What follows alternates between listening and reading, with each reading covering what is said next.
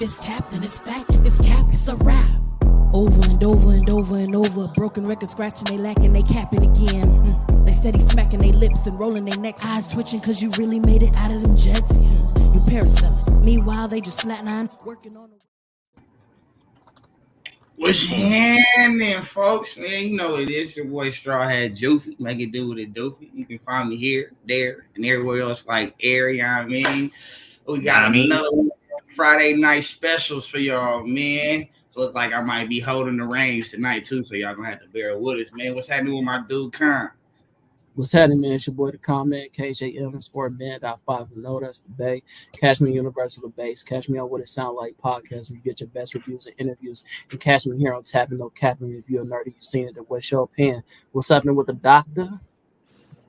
Hey, Dr. Kaori Knight. You can find me on Instagram, Witchblade22 or Nerd on the Street for Life. And you can also stop by the doctor's office on YouTube so that you can get your proper diagnosis and prognosis and all things comics and comic book characters.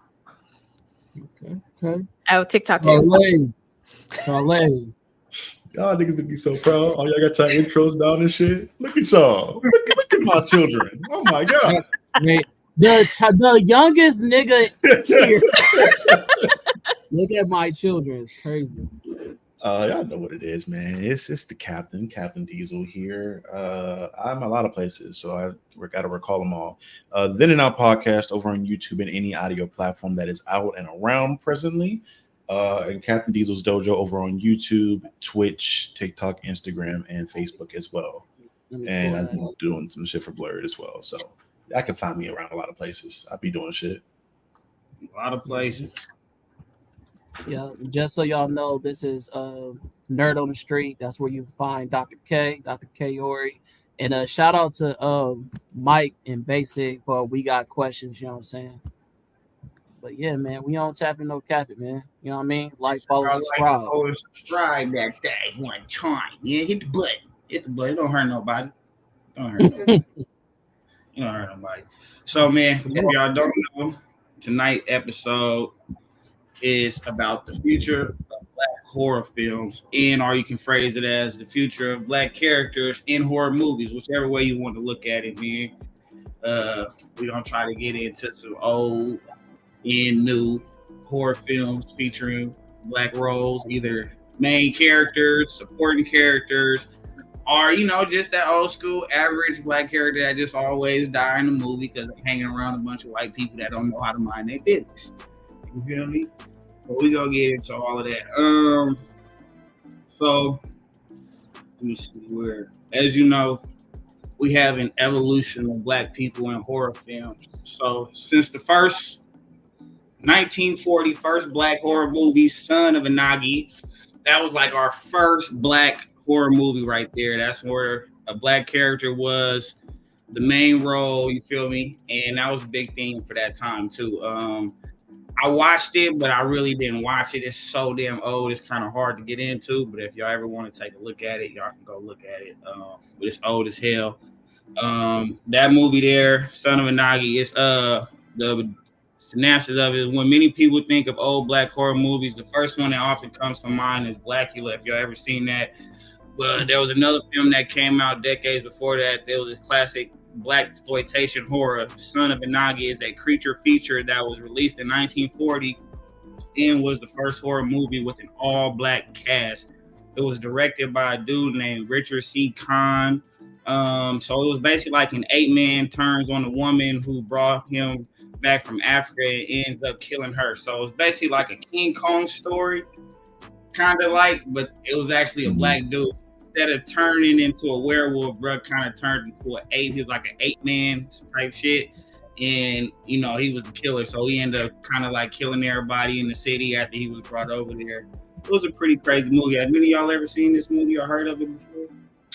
I've heard of it because I was doing research on Black exploitation films a while back, and this is one of the more wild ones that I saw the premise of. I've definitely watched it only because I was watching movies that were deemed really, really bad. So this was one of them, and I don't disagree. It was on the same level as that movie what is it, Tire, where the tire comes to life and kills people. It was on the same level as that. I don't think I've seen that one. I'm glad I haven't because of just by that. But a tire comes to life and kills people. It's literally just.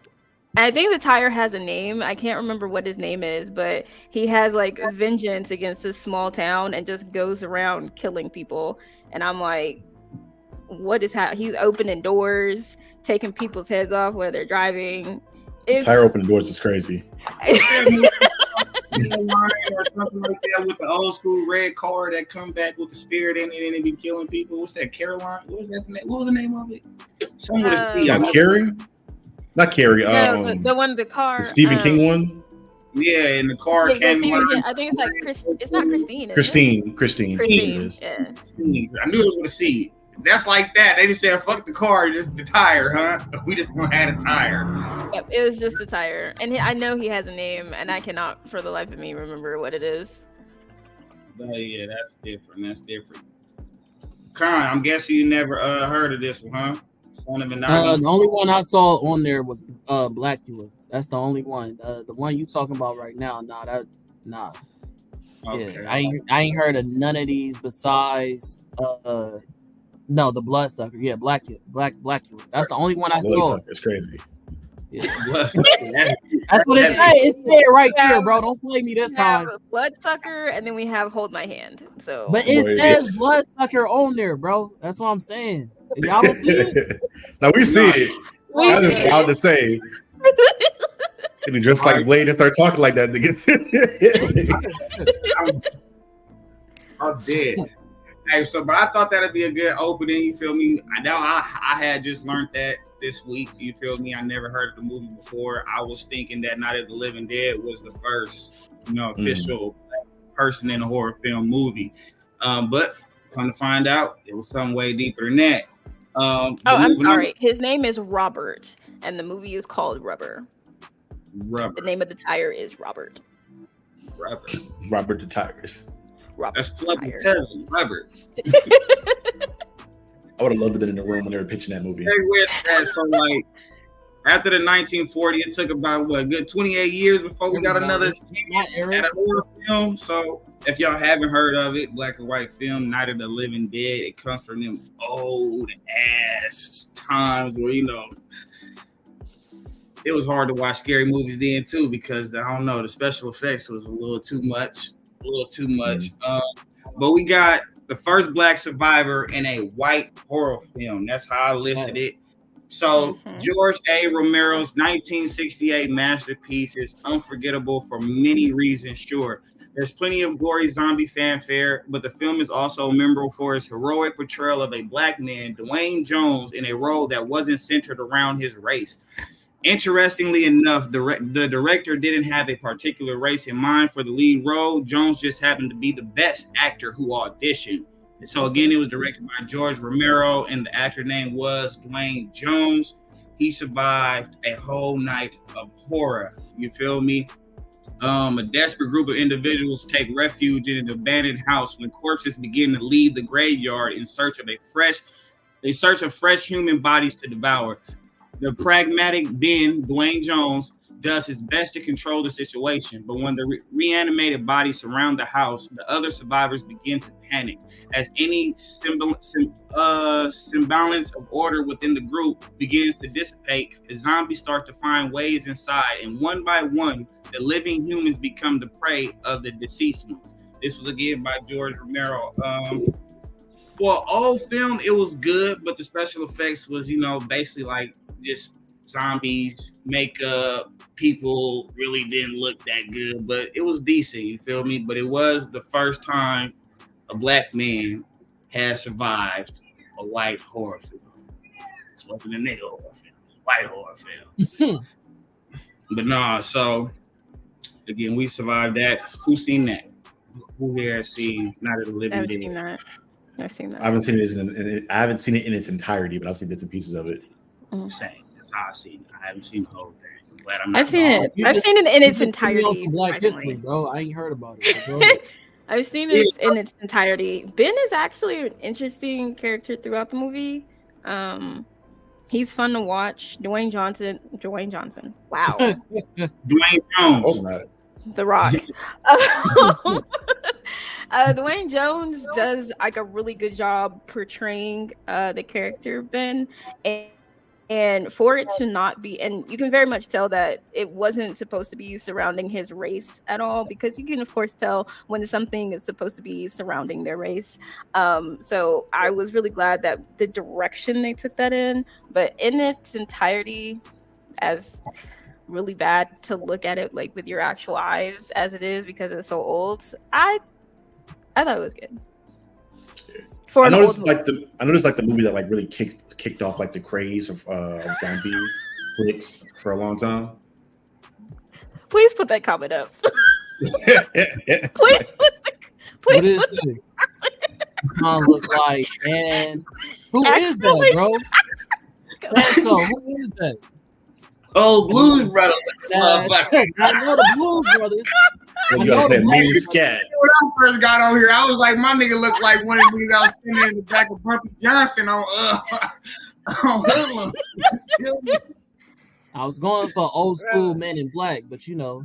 Well, you got Ghostbusters. Sugar Rays, bro. He used to get that Sugar Rays every Saturday night. Yeah.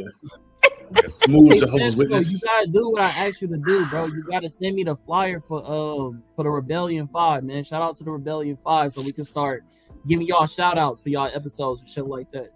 Come on, Santo. Hermano. Yeah. My boy right there. But no, Khan, so this is something else you probably haven't seen as well in the black horror film category. Right. Yeah, that's what I said. I was like, you just put me on some Black History Month type of, you know what I'm saying, knowledge, because one, I never heard this movie. I thought that it was between Ice Cube and LL Cool J for the first black man that survived a horror film. So you just put me on, bro. So yeah, I wasn't aware. So yeah, Charlie wasn't. Yeah, that's why I actually had to, when I looked it up, with you guys adding Brandy, because I completely forgot about her. I found Dwayne's name and I was like, oh, he was first. Okay, I like that. Yeah. I thought Buddy was first, the Night of the Living Dead one. Yeah. Dwayne Jones. Yeah, he's first, and then Ice Cube after that. Yeah, huh? You was still a sparkle in the eye during these years. I don't think anybody in here was thought of. I think my mom wasn't even thought of.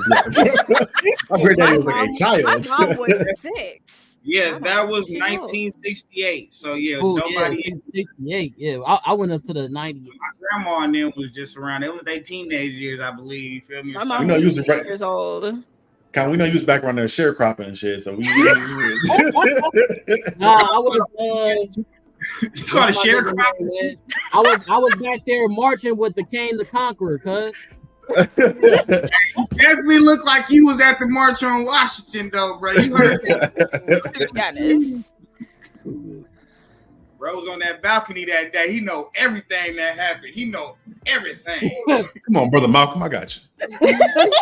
You the one that told him to come out there and smoke a cigarette with him. Now look what happened. Crazy. Hey, but also audience, man. So y'all hand out my pocket. So y'all don't get confused. In the 1940 film, the villain was actually a black person.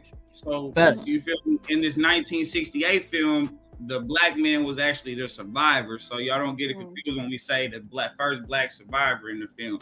He was being chased by the demons and ghouls and goblins. You feel me?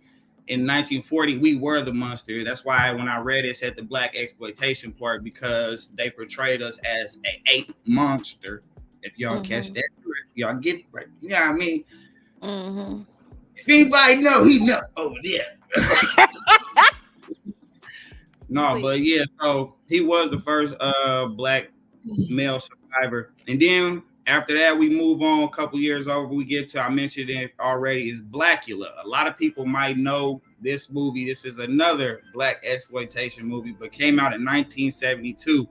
And they would consider this as the start of the black exploitation era in most articles that I read personally, because the first movie was so far ahead, and that word really wasn't made up at the time yet. But in that that time period they came up with the word, and was more than just horror films. They were doing a lot of blackface movies and shows and stuff like that. They were portraying us in those little soon-to-be gangster roles that we were getting killed by cops and stuff. I actually mentioned a movie about Lawrence Fishburne earlier with me and Kano here prepping for the show.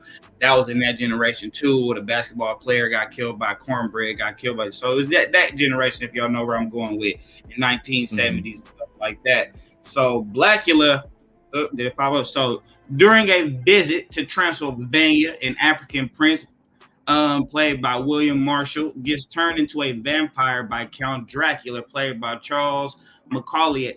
I don't know how to say his name, but if y'all know him, y'all know him. Sealed in a coffin for several lifetimes, Blackula reawakens in the 1970s Los Angeles, leaving a trail of bloodless victims in his wake. He pursues Lena, played by Vanetta McGee, a woman who bears a striking resemblance to his dead wife. Meanwhile, Dr. Gordon Thomas, played by Thomas Razulala, I think that's how you say it. Razulala. Razulala. I think I'm pretty sure. I'm about 75% sure that's how you say it. You're saying it correct, yes. Lieutenant Peters, played by Gordon Vincent, are hot on the bloodsucker trail. This movie was directed by William Crane. Blackula came out in 1972. Black characters in the movie that you can notice is William Marshall, I mentioned, Vanetta McGee, Thomas Razulala, and Jaitu Kumbuka. And if y'all don't know who Jaitu Kumbuka is, he is actually the old man in Harlem Nights that gets shot by the young Eddie Murphy. Oh, what? Oh, shit. Also, one of the warriors in the old series Roots as well. Okay, dude. Y'all didn't know that is that character. Research. Yeah, that nigga got the Carfax. Okay. You feel me? So if y'all don't know who that character is, he's the old dude in Harlem Nights who's like, I told y'all I can't shoot with kids in the room. He got no teeth. That's him, but that's a younger version. He got all his teeth in Blackula. He's a younger him. He more fit. I'm guessing he might be in his mid-20s or something in that movie. I really didn't dig that deep, but I noticed that was him. I believe so, because he died in 2017 at 77, I think. Yeah. Mm-hmm. He lived life. Movie Harlem Nights was bad. So the girl passed away. But yeah, so that's him. He's actually in that movie. He's one of the main characters fighting against Blackula in that film. You feel me? It's a nice little cast, though, so it shows you how far some people go. Like, when you go back and watch old stuff, you see people with their younger dads, like, oh, that's whoopty whoop. It's really dope to see that. So, Blackula, man, 1972. Who's seen that? Blackula? I've seen the DVD. Not the DVD, but my granddaddy had the VHS on it. It was a funny movie, bro. Like, they even painted bro face and he was black already. Like when they even like added become darker and stuff. Some darker makeup, yeah. I was like, for which reason is that? I'm trying to figure out how he got across the world from Transylvania to LA. He just woke up over there. Right.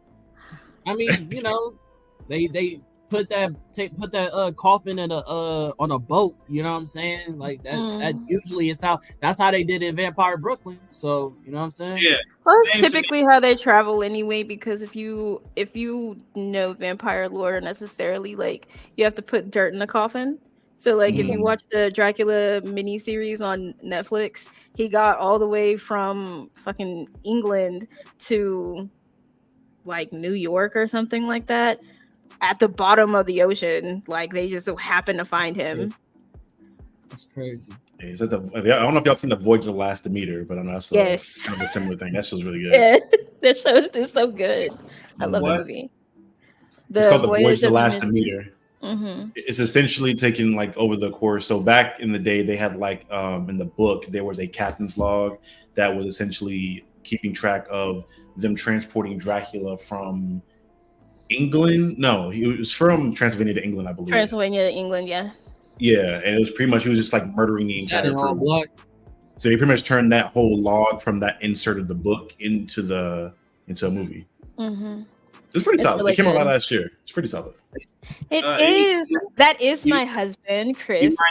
People out there where they find their movie, if anybody want to go watch it, check it out. You know, any places off the top of your head where they might be showing it. I think it's streaming. I saw it in theater. I can check on Amazon. Is it on Amazon? Yeah, it's on Amazon Prime. Okay, perfect. All right, so Blackula. Kyle, you seen this one? I seen you I had a little seen bit. this one. This one I saw with my grandpa. So yes, I did see this one. All right. I like with his grandpa. With my grandpa. Grandpa. All right. Before I'm rushing past the beginning. How did y'all feel about that movie from the time that it came out, from the thing that I just mentioned of them darkening another black man face already, and it's being listed at the start of the black exploitation era of movies and stuff? How did y'all feel about watching that movie? So let me chime in first, because I ain't been able to really talk until now because I don't really know shit about the other shit. But but the as far as like this one, right? I think this is also a really good reference because how we're talking about the future of black horror movies. This is a good starting point to talk about how it was a whole big thing in today's time, how like famous actresses and famous like mostly like black actresses had to complain about their makeup. They're getting their hair done and they have to do it themselves because the team that they hired to do makeup and hair for black women, they didn't know how to cater to like black actresses and shit like that. So going back to this reference of this black man and how they added black makeup on his already dark skin and it looked misplaced, it's like a really good starting point to make that reference. I really like, outside of like the makeup and aesthetics, I really love how they went about like the horror of the movie. Like one of my favorite scenes is when his shadow is moving, about to attack, but he's moving regular. Like I watched this movie and I thought that shit was creepy as fuck, but it looked hella dope. I've never seen that again in any other Dracula depiction. So like those little tiny like details in this movie makes it a really good horror in my perspective, and I think he really killed the role. Right. Definitely think the movie was good. Outside of the makeup, I definitely think the movie was good as well, especially for its time as well. The story was good, the actress was decent. You feel me? It was definitely dope. Kaori, how did you feel about it when you seen it? I saw it a really long time ago, so I haven't seen it since then. But when I did watch it, I did like it. I did not understand the makeup at all because I was like, okay, and it's very obvious, and so I was just like, okay. So, but other than that, I did enjoy it. I didn't particularly have a favorite scene. It was when I was just now getting into horror, so I was trying to watch things that I didn't think would like frighten me per se before I jumped into something that was actually fucking terrifying, like Scream. Wait, you find Scream more terrifying than Blackula? I did. Yes. And the reason that I did is because Scream is very personal. Like Blackula is a vampire monster film. We already know that vampires are not real, but Scream is, I mean, may or may not be real. Everybody knows how I do about fantasy, but Scream is somebody very close to this person murdering friends, and just one for the hell of it, and two because you're mad because your mom fucked my dad.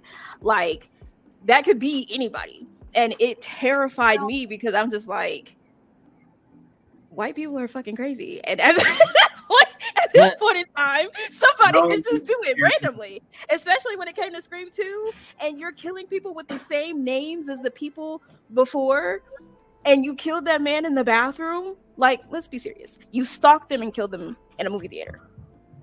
Come on. So yes, I was more terrified of Scream than I was of Black. Can I chime in real quick because I know Charlie was gonna go. That's why I paused. But when she made that point about Scream, the only thing that creeped me out about Scream, and I don't know if y'all remember this scene, but there was a moment when Sydney was asleep and she dreamed about her mom going up to the window and shit. Yeah, that shit was spooky as fuck. But that was the only fucking scene I was like, bruh. Yeah, that was in 3. I got nervous in movie theaters for a minute going to see Scary. I'm like, somebody dark and just shaking like that, and these people think you screaming because of this shit. Like, no, and it's not even that. It was when Jada's character got stabbed, and they thought it was a joke. And she was up there, and they're like booing her and throwing food at her, and I'm like, y'all didn't like, y'all wasn't paying. Y'all thought it was a joke until she's lying dead on the floor. Then all of a sudden it's like, oh, like what? Remember back then, Black lives didn't matter. So exactly. No, and that was the thing. I mean, but that was the thing. I still That's to what this day made want to know how they Scream. stabbed a nigga in that bathroom was that occupied. When he first went to the bathroom, it was packed in there. So you tell me he killed, and then all of a sudden it got empty. Put your clothes on and went back in there. Come on. And that's what I'm saying. Like, that's what made Scream scarier to me, because that's a public ass place where you decided to do that. And niggas be at the movies. And you did it because they have the same first or last name as people from the previous murder. Not for any other reason. That's crazy. Smooth criminal. Yeah, so moving on, Kat, what do you have to say about that film, man? Oh, I was a Black Power fist, but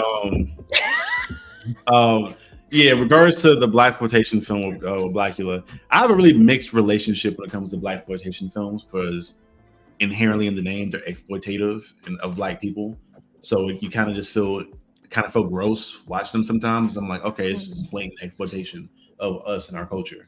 But at the same time, these are some of the first times that we got big starring roles that were taken seriously, and because of them, we got most of the Tarantino films. If you know anything about Quentin Tarantino's history, like his stepfather grew up taking him to see blaxploitation films, and that's why he got so like enamored with Black people and wanted to make films like Django. Yeah, that's why he makes those. Probably why he uses niggas so much in his films. Yeah, he'll credit blaxploitation films a lot in like his early movie making history. Which is it was kind of weird. Like his stepdad was a weird nigga. I ain't gonna hold you. He's like accounts of how weird he was, but he would get taken to these Black theaters and like see Black people interact and how they would like be themselves in the theater, and he would just get enamored by all of it. He's like, oh my god, you make it sound like going to the zoo, cuz. That's essentially what it was for him. Yeah, it's little white kids seeing.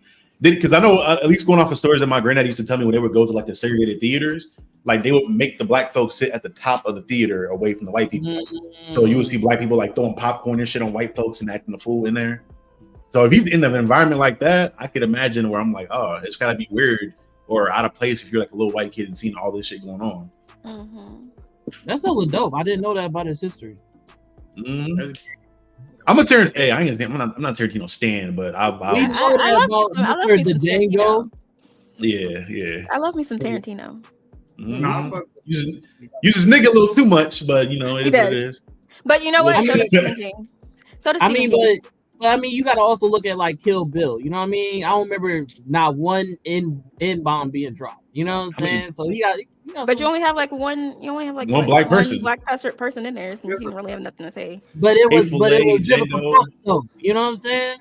But I think he also with she was black though. Like she was like, "Yo, name the Black Mama." Shit, my name should have been the Black Mama. Like, yeah, but he's one where he likes to make sure that his actors are also comfortable. So like, he. Definitely. You know, if that's not something that you want to say, then you don't have to say it. But another person who's like that is Stephen King. Like in his books, he has absolutely no problem. Hard ER. He is 100% BLM, Black Power type shit.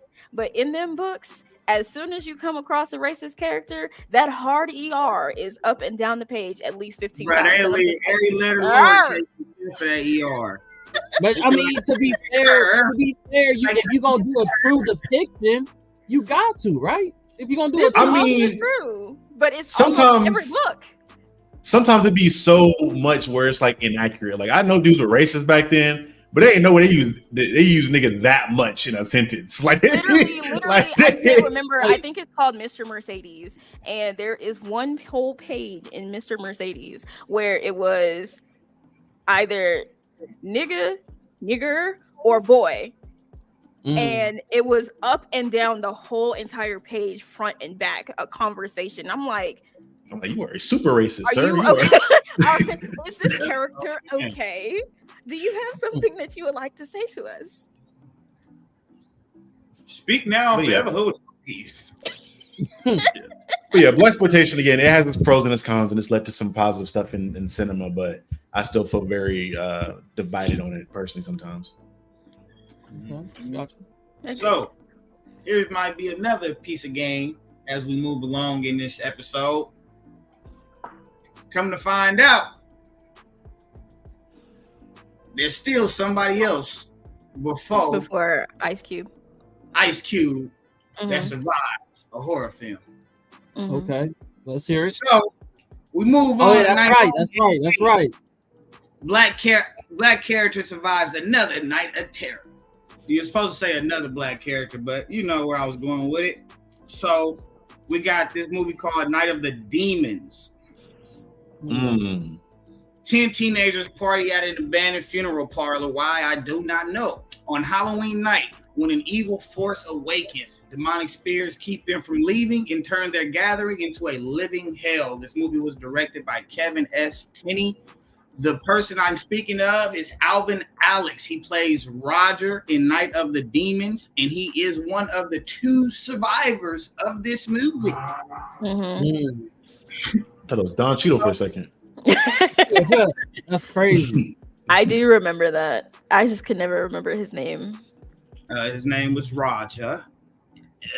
So yes, I want to ask a question. So far, do you feel like we are set to a certain demographic of horror or genre of horror so far when it comes to putting black people in horror films like goblins, ghouls, or vampires? It's either vampires or zombies. So far, black people in movies that I've mentioned, it's either vampires or zombies. Do you think this was a thing? Oh, you know what I'm saying? Hey, real quick, man, before we move on, man, we just gotta give my boy. Let me just go ahead and tap in real quick. Let me hit the tap in button one time. You know what I'm saying? Tap in. Because my boy Jew went crazy on the flyers. Yeah. You know what I'm saying? As y'all see, he in the captaincy. He got the straw hat on. You know what I'm saying? The man, he came up with the episode. The man made all the flyers. You know what I'm saying? The boy, hey, he doing his thing today, man. So appreciate y'all giving him his flowers. That's the art genius right there. Appreciate that, man. Appreciate that. Work on these shits. I ain't lied to you. I seen this. I was like, damn, this thing was working. It's great. Yeah, I mean, I be trying to do it all the time, but you know, sometimes it get busy here and there. But I try to do my best, man. You know, just trying to level up. You feel me? Yes, sir. Yes, sir. Yeah. So, Kaori, I heard you say you seen this film, right? Or you remember it, fairly recall it? Because I didn't recall it until I went and kind of found it at the last minute. I'm like, oh shit, there's somebody else. You feel me? So, have you seen it, Diesel? I have not. But I wanted to answer your question really quickly in regards to like black people being typecasted in certain movies. I don't think at that point we were typecasted in certain movies. I think if you look at what the popular genres were going forward, I think is really what it was stemmed from. Like if you go to like the 40s, the 50s, up to like the 70s, it was all monster flicks. So that's when like Frankenstein, The Invisible Man, Dracula, like they were all really popular at that point in time, and you saw a lot of those flicks there. And then you start to get into the 80s, which is like the slasher era. So everything's like Jason, the Freddy Kruegers, whatever else. And then going into the 90s, into the early 2000s, it's more of the Scream type of thing where everything's meta or it's a knockoff copy of slasher stuff. And then the like early 2000s to the 2010s is more, it's kind of the rise of the psychological era. So I don't think it's necessarily right. I think there are like typecasted roles in particular as far as like the comic relief friend, the black friend, or the thug character, things like that. But as far as like the monsters we portray, I don't think that's necessarily a thing with us. Now, I do find it interesting that they kind of kept us away from like monkey type monsters after a while, which thank God, as things started to get more woke. But yeah, it was a thing because you still got stuff like Tales of the not Tales of the Crypt, was it Tales of the Hood or Tales from the Hood? Yeah, Tales from the Hood. Yeah, stuff like that where we can kind of be whatever. But that's my answer to your question. Your previous. I think at this point they was really trying to figure out where black people fit in horror. Like as you saw, like we went from somebody being the main villain, somebody being a survivalist. You know what I'm saying? To like they had all these different roles where the black person was in played a different type of role. Like or they had a different type of personality type. Like none of these personality types was the same. honestly, I know this sounds crazy because these are older movies. Honestly, I feel like once we start moving the needle forward was when it was like, oh, this is the nigga role. Like, we got it. Like, this is. I do believe that in these films, though, we did have like a genre of character, though, because we either, so as far as like either you was a basketball player, black person, like you played a sport, or you was a hoodlum. Either or. There was nothing else at that time. If you were in a horror film or something, you was either somebody on the jock team, kind of like the black guy Bucky in Jeepers Creepers. You feel me? You're on the team. And then, or you're a hoodlum. You're some type of, street kid character type person, or, out on the streets wild. And then you end up with some goody two-shoe kids or some kids who was crazy. Do you guys feel like... Oh, go ahead. You said it. I was like to put it like I guess and when you're doing that, I think something that made fun of that, a movie that I absolutely 100% cannot stand, but it did make a good point because it's a parody, Cabin in the Woods. Where really, you don't like Cabin in the Woods? I fucking hate that movie, and I cannot. And but I understood where they were going because, of course, you had the typical jock with Chris Hemsworth, and then you had the black guy who died first. And he pointed out the fact that because he was black, he was going to die first. And then you've had other things that also kind of like poke fun at that and things like that. And it's just like at this time, there was like Charlie said, you have to look at what was trending or popular at that time. So you had the zombies, and then you had the vampires, you maybe had a werewolf in there once or twice, and then you had like of course ghosts and whatnot. But then later on, like when you get into the slasher films, they still did not know where to put black people, but they were just like, niggas ain't gonna survive in here type shit. So it's like, just throw them in there, they're throwaway people, like we can just kill them and move on with the story. So I don't think it's like way until later, I would say after Anaconda, where they actually started to make sense, or at least try to make sense of where the fuck they were going to try to put black people when it came to these movies. And I think part of that goes into Hollywood not thinking that black people liked horror, because you start to, that's a trend in like different parts of the industry, whether that be film or whatever it be. If they think that black people aren't going to show up to watch something, and they're not going to really make it cater to the audience, right? And even in part of that too, I'm curious to see like what the numbers were like when it came to black people auditioning for horror movie roles, because I feel like for a long time horror in the black community was kind of it was seen as like the devil.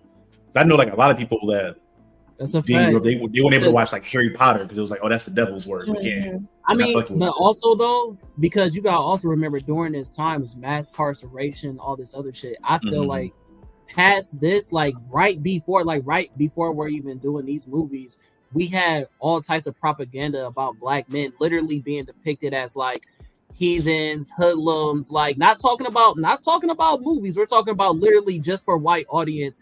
This is the black Negro. Stay away from him. Like that type of propaganda. So I could see how black people would not want to audition for something like that, because it's like we already depicted as villains in negative portraits anyway. You feel me? So LL Cool J did survive Deep Blue Sea. That was after Ice Cube and Brandy. And LL and his beard survived. Yeah, Michael Myers. Now we gonna get LL survive a Michael Myers movie? Did he survive the H2O1? Yeah. Busta Rhymes survived H2O, but look, y'all getting too far ahead. Right. I was just answering a question. What they basically saying is we need to hurry up and get to the ones that niggas actually know. That's basically what niggas saying. That's basically what niggas is saying. Hey, you gonna get some education before we get too deep into that. When I get to everybody's list, then that's when y'all gonna probably know a little bit more in modern time. Then we gonna relate those to other movies. I wasn't able to put everybody in here from the movies, but we gonna bring them up though. You know what I mean? So moving forward, so then after 1988, we get the second black survivor in a white people horror film. We move on to 1997. I'm pretty sure everybody noticed it has been mentioned about 3 or 4 times since we've been on air already.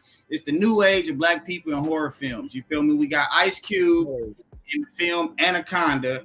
We are no longer dealing with monsters, ghouls, vampires, any of that. Now we're dealing with live fucking creatures in the real world, which made this shit hella scary. So, you know, we get into I didn't even put the slide in here, but I ain't about to go waste no time. See y'all. Oh no, here go. I lied. There it goes, way at the bottom. So, filmmaker Terry Flores, played by none other than Jennifer Lopez, is the Amazon jungle. Jennifer Lopez, boy. Tried. Terry and her crew, which includes an anthropologist, Eric Stoltz, and a cameraman played by none other than your man Ice Cube, comes across Paul, John Voight, who is stranded on the riverbank. He offers to help them find the tribe, but his secretive behavior puts everyone on edge. They realize too late that he's using them to find a legendary anaconda that's worth a fortune if they can catch it. This film was directed by Luis Loza. Ice Cube is in this movie as the black character. This anaconda came out in 1997. I'm pretty sure everybody here has seen this movie. Yes. Yeah, my granddad was a big Ice Cube fan. Segueing from what we were just actually talking about, we actually finally get a black role where he's not a sports player, he's not a hoodlum, he has a little gangsterism to his character, but he is actually a photographer, and he's doing well. Obviously, of he's being able to travel and go out of country and work with this girl, you know, to find tribes. So, you know, he's a successful black photographer, you feel me? So we did move away from that stereotype how it kind of had us in either basketball sports player or hoodlum type of role back in those days. We got a cameraman here. Anaconda, everybody's seen. They go into the jungle. They try to find the, you know what I mean, big ass snakes come out and woo wah wah kill everybody except for 3 people. One nigga died, but she saved the nigga, popped him in the neck, brought him back, and he survived. But, you know, Ice Cube is one of those people, man. So we end up surviving a tropical jungle, giant serpent type movie, man. How does y'all feel about this movie, Anaconda, and the survival of Ice Cube's role in this film? We'll start with man. For sure, you know what I'm saying? With the West Coast, gotta represent, you know what I mean? Shout out to Ice Cube, bro. I'm tired of niggas downplaying my man, bro, especially with like how Cat Williams had to talk about his character and how people say he don't pay his actors and shit like that, bro. Ice Cube is a cemented legend, not just hip hop, but movies, like everything, bro. Like public speaker, like all types of shit. Like, bro, like stop playing with Ice Cube, bro. So like, this was one of my favorite. This is like prime, like me, young Khan, like watching horror movies. And again, I'm gonna introduce myself as I'm not a big horror fan, but that's also because the same way like anime fans was like, I didn't know I was watching anime. That's how I feel about horror films. Anaconda, I never registered as a horror film when I was a kid. I was like, oh, this is a good action movie. You feel me? Because I'm like, oh, they surviving a big ass giant snake. Like there's multiple movies that's like that, like not James and the Giant Peach, but I was about to be like, what? Well, technically, but like,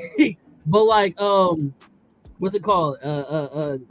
Was Jack and the Beanstalk? You feel what I'm saying? It's like the same shit. Like I don't look at that as, oh my gosh, there's giants. I'm looking at this as like, oh, this is fantasy. This is sci-fi. This is, you feel me? Anything like that. I don't look at it as adventure horror, and it's actually the only one I think listed out of the movies chosen as a adventure horror. And that, you know, so it's actually something very different. It's an adventure horror. But continue. Got you.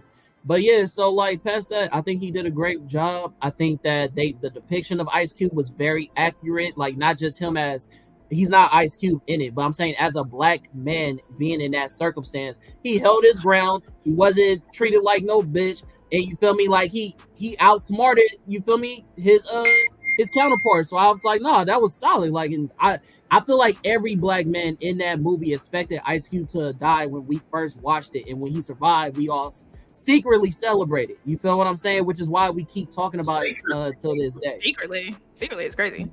It was like, loudly. Yeah. Hey,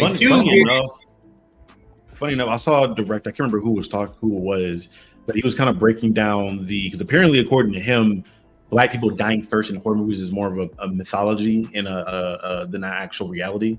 Like if you go through and like if you're like physically counting from historically when we're in them, apparently we don't die that much. I gotta check that math to see. But that was a director. I can't remember who the fuck it was that was commenting on that. I'm gonna tell you like this. I don't know who told you. I don't think we die first, but I know we die often in that movie. If there's one of us, we're dying majority of the time, especially in the 90s. You feel me? In the late 80s, that black person is dying in this movie, either first or second. Either or, you're dying in the beginning group, not the later group. So based off of what your person said, I'm gonna call. That's cap. And the reason why I say that's cap is because somebody like me who actually grew up in a theater class, they as a criteria for the syllabus, they literally had a discussion about horror movies, and they asked, "Who's the first person to die?" And I was the only. He was like, and it was a white person. They said, "Come on, y'all know this answer." So I was the only bold nigga to be like, "Black people, exactly." And it was just like, "What's the second one?" And I was the only person in the class going, "The virgin," or I mean, not the virgin. That's the person that never dies. The stoner, the person who has sex, and it was like, yeah. So literally, they literally teach that in class. So I'm like, if they are teaching this in class, there's no way that it's just a rumor or a myth. Like, you know what I'm saying? Like, why would a teacher? I mean, it can be a trope. Now, not all tropes are accurate. It could be like a similar thing of like Black people doing X, Y, and Z, insert activity here, whether it be like eating watermelon or we love fried chicken. There is some truth to it as far as like, I'm not gonna get to super historical context of like why we love watermelon or apparently, but it could be, I think it's a thing of like somebody said it and it's something that you kind of look for and you see any kind of confirmation bias watching any movie. Because at least for me personally, since I started watching horror movies since like the early 2000s when I was younger, I can't remember too often seeing Black people die first. Now, to Juice's point, we most likely died in the film and most likely died earlier. But as far as the whole trope of us dying first in every movie, I personally haven't seen that happen that often.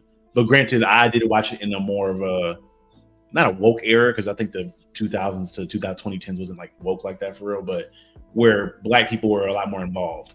But to Anaconda, this kind of the Juice point, not Juice point, but the Khan's point, this is where I started to really put a lot more respect on Ice Cube as an actor, because this is when you started to see him try to get outside of his comfort zone and doing films like this or Ghost on Mars, the John Carpenter movie. They weren't always the best movies. I'm so glad you brought that up. Go ahead. My granddad was a big Ice Cube fan, so anything he was in, I 9 times out of 10 saw in the house. This is when he was doing this stuff. He was doing like Are We There Yet? Stuff, shit like that in like the early 2000s to kind of show the range he kind of had. Now again, you can. You brought up my segue. I was gonna ask because I didn't bring the slide because I was gonna be like it was gonna be too many for the thing. So Ice Cube is gonna be another person here, like a few other people. But so Ice Cube has played in 2 horror films. You just mentioned the other horror film, which is the Ghost on Mars. So he actually survived that movie as well. Facts. And he was thugging. He was thugging in that movie, boy. That was real Ice Cube. You know what I'm saying? He was thugging in that movie. Has survived 2 horror films, and he wasn't the main character in either one. Well, no, he wasn't the main character. It felt like he was the main character in Ghost on Mars at some point, though. I ain't gonna hold you. He's real popular at the time. He even came back at the end, was like, "Nah, baby, let's go." You feel me? Let's go knock these people off. Like, character, though. The girl, the wife, that was her. She was the movie was. Maybe it was just a case of like him as a character. You kind of just notice him more because he just has more of a, I guess, a impact on screen to me. Because I don't remember the white girl at all in that movie. Like I don't remember what actor. Like I remember there being one in there, but I couldn't tell you who her actor was to save my life. Like I vividly remember just seeing Ice Cube kind of take a commanding presence in the movie at one point.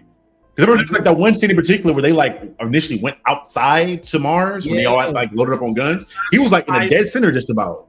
Yeah. So I was just because I think that's how they marketed the movie too. Is he was the biggest known person. You gotta remember too, Jason Statham was in that movie as well. He was in that. Yep. So, I think he died fairly early too. I think actually he was like infected. He got hit. Sergeant, he was a sergeant, got knocked off. But yeah, that's all I got to say on that. Like, shout out to Ice Cube on that. Anaconda, If I don't fear too many things on the planet besides like spirits and animals, I love nature. I love animals. Good point. I forgot all about that. I forgot all about that. And this is actually one of my favorites. So that's crazy. None of it. Did any of us think of this?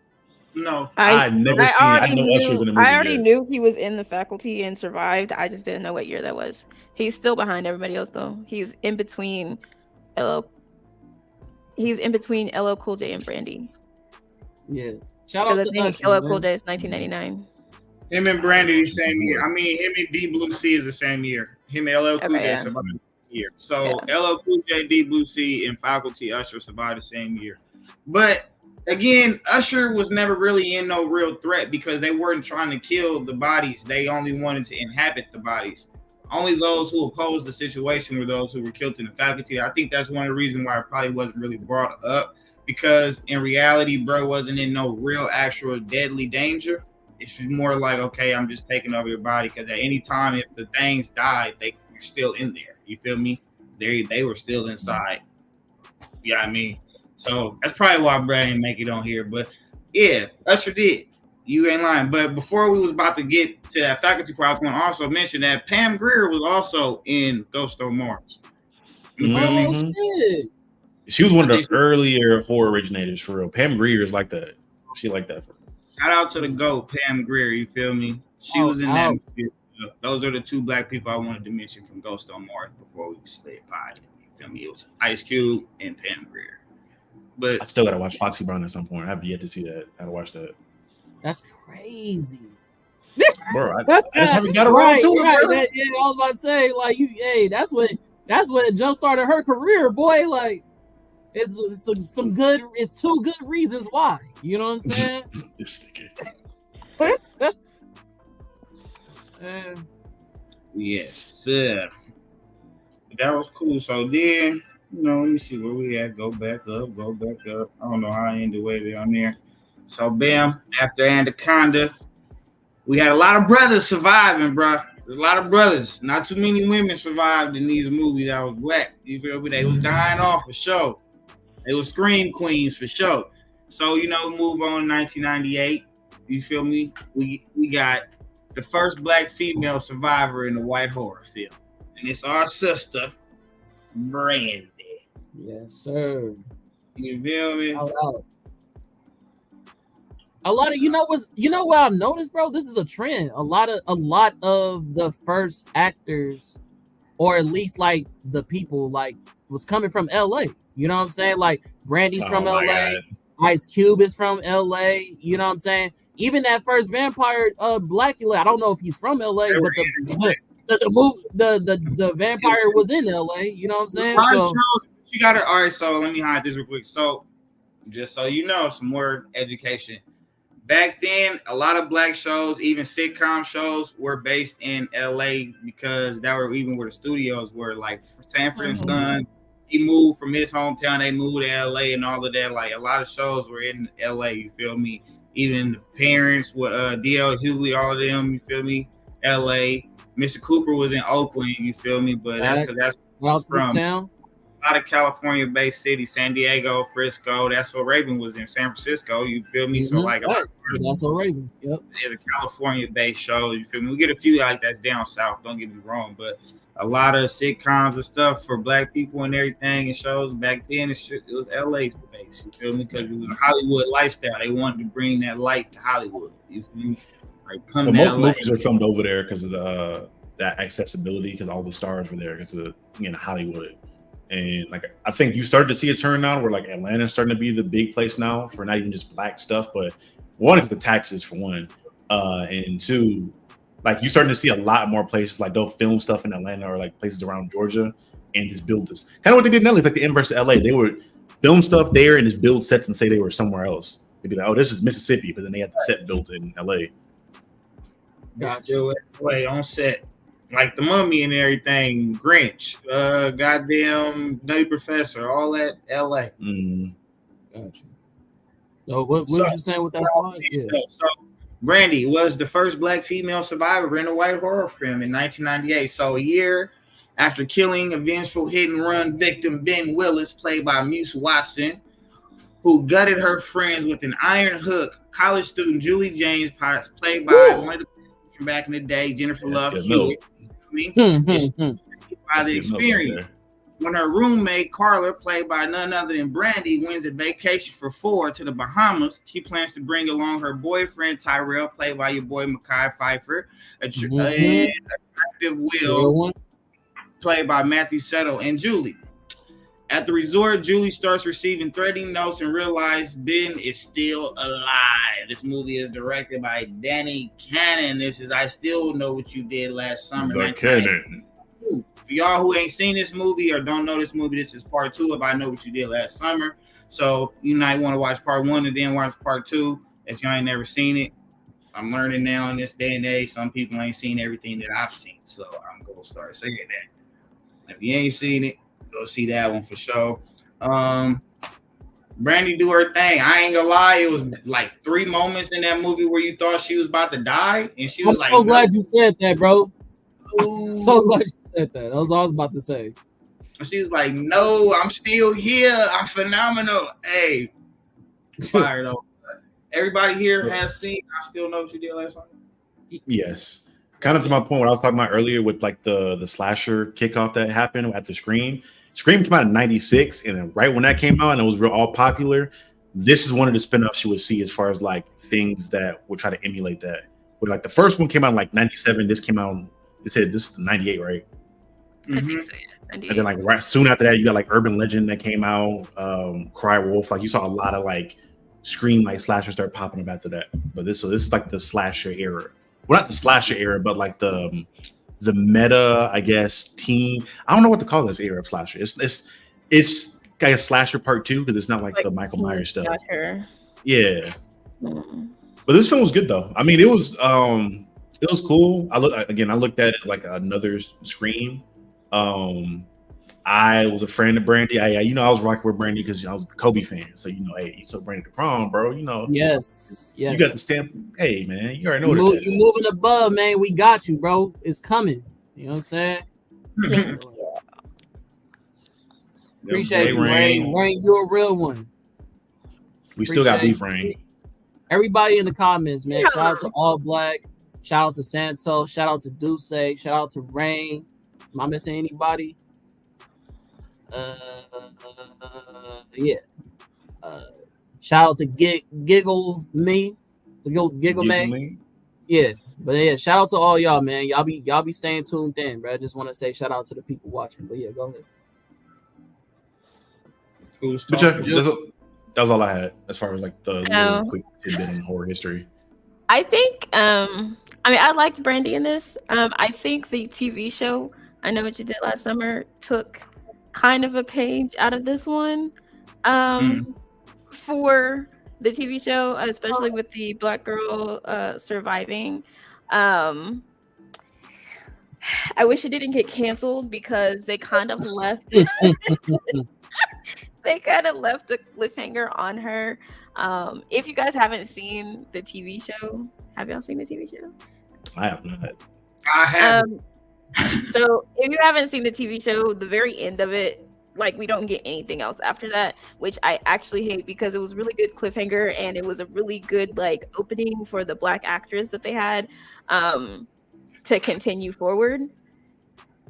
But to be perfectly honest, I really did enjoy this one. So I didn't enjoy I Always Know What You Did. I will always know what you did last summer. But I did enjoy the first 2 in the TV show. The TV show is very teenager, like very modern. It's like the American Psycho stuff.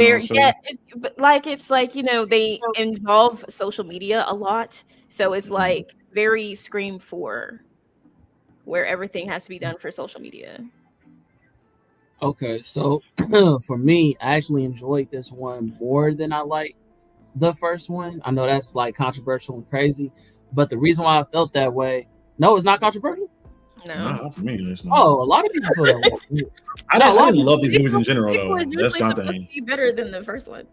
I don't know, but past that, like I think that This time he wasn't playing no games. Like the first one, it was like, okay, I'm about to get my vengeance. Woo. He was kind of playing around. It was that little shower scene where he kind of like playing with his prey and all that. But on this one, nah, this boy trapped you. Like he, you know what I mean? He was way more methodic. You know what I'm saying? He had like ninja skills. Like I remember they was in the kitchen and he literally she was like sitting right next to the vent and over the stove. And the hook came out of nowhere and hook bro up. And I was like, that's crazy. Like, I wouldn't even think somebody would, you feel me, be posted up right there. You know what I'm saying? So it was much more, I think, the anticipation was much more greater in this movie. So I definitely appreciate it. Oh, yeah. Ju? Give me 1 second. Yeah, this is like a weird spot for horror for me, where like I didn't really enjoy it as much until like the Final Destination. Well, Final Destination, I was like what, early 2000s, right? Final Destination, yeah. Those series, those messed me up more so because kind of to your point with like the likelihood of stuff to happen with Scream. I love roller coasters, but I stopped riding them and wanted to get on them for a while to watch Final Destination. Or just doing mundane things. I still gonna drive behind those niggas on the freeway, bro. That scary shit. Absolutely not. Oh yes, till this day when they got logs or poles. Right. There was actually a car in front of us the other day when we were driving that had the steel rods. I say, let's move up. I speed around them. If I get pulled over, I get pulled over. I'll either speed around or I would completely change lanes. Or I'm like, oh no, you got it, bro. Go ahead. Like when people try to cut me off, oh yeah, go ahead, bro. You got it. You got absolutely 100%. Yeah, that was like a weird era. And I didn't like roller coasters. So when I saw the third one and it was the roller coaster, that just solidifies the fact that I'm not getting on one of those. So that's fine. I want to just chime in one more time. I kind of minimized my roller coaster riding experience, but I wasn't too much scared because I was already scared of roller coaster. And it was one of those things as a kid I felt like was a big accomplishment in my life when I conquered that fear. But yeah, I'm always scared getting on, but I'd be like, I'm ready. So real quick, let me chime in real quick on this movie that we talk about for Scream. I just want to say the same point that you made about I said Scream. I mean what you did last summer, but it's a reference to Scream. The same way that Jada was like bleeding out in front of everybody on the theater was the same way in this movie, or was it the first one? Yeah, it was this one. This movie where she was running out and it was a parade going on outside, and she was running from bruh. Like she was bleeding, people laughing, people acting like they don't know what's going on, and I was like, what are people that like that? Honestly though, in a real life scenario, just people that, for people who was like, when people are being attacked, it's scarier to me when somebody's in a panic and everybody else is around you is just in celebration or calm or not taking you serious. So it's like if somebody is in a real life attack and nobody's paying attention to you, it kind of speaks volumes to today's age when they say that, protect women because, people get kidnapped, people get this, and that's because it's a lack of community. You know what I'm saying? So I just want to point that out. I want to add to that real fast with two things. So there's a TV show called, it's not American Crime, but it might be called American Crime. It's on Hulu. And it's a real life crime show or whatever, and they do reenactments. And there is one murder in particular that they cover. Her name is Kat, and she was murdered with 35 witnesses. And everybody in their apartment either saw or heard her. The person who was up at the top of the stairs opened his door, watched her get murdered, and then closed his door because he was freaking out. And her best friend is the only person who opened her door to come save her, but she was literally already dying. And the second one is the slasher TV series on Netflix. The last one, when that guy who was super unpopular with everybody, he got murdered in front of all of the witnesses. Like he got murdered and he was bleeding out in the street, and they all kind of just chose to either stand there or film. So there's a sociological study where I forgot the exact name of the theory, but it's essentially I call it like bystander theory, I guess. Yeah, it's like the bystander or something or other. Yeah, human beings inherently, when they hear shit like that, you don't do anything because you assume somebody else is going to do something. So people, like, if you hear a scream or a cry for help, part of it's like, well, I don't want to do that. It's like a kind of a fight or flight thing, essentially. But you always assume that, oh, somebody else is going to handle that. I don't have to do it. Or yeah, it's called. It's American Crime Story. American Crime Story on Hulu. I like. Okay, so look, I really like. Investigation discovery was part of my life for a really, really long time, several years. I love watching Investigation Discovery, and it was really because they did like a whole segment on serial killers, so which is a minor obsession of mine. So I can't really help it. Obsession? Shut up. Shut up. Listen, I told y'all my favorite serial killer. His birthday is the day before mine. Who? John Wayne Gacy. You said Johnny who? John Wayne Gacy. Oh, John Wayne Gacy. Again, you see the yeah, the true crime channel. First of all, don't do that. You okay? Like, is everything like, okay? Like, you want to talk about it? That's why I don't fuck with clowns, bro. That's why when people read my stories, like when my dad reads my stories, he always is like, "Do you need to go talk to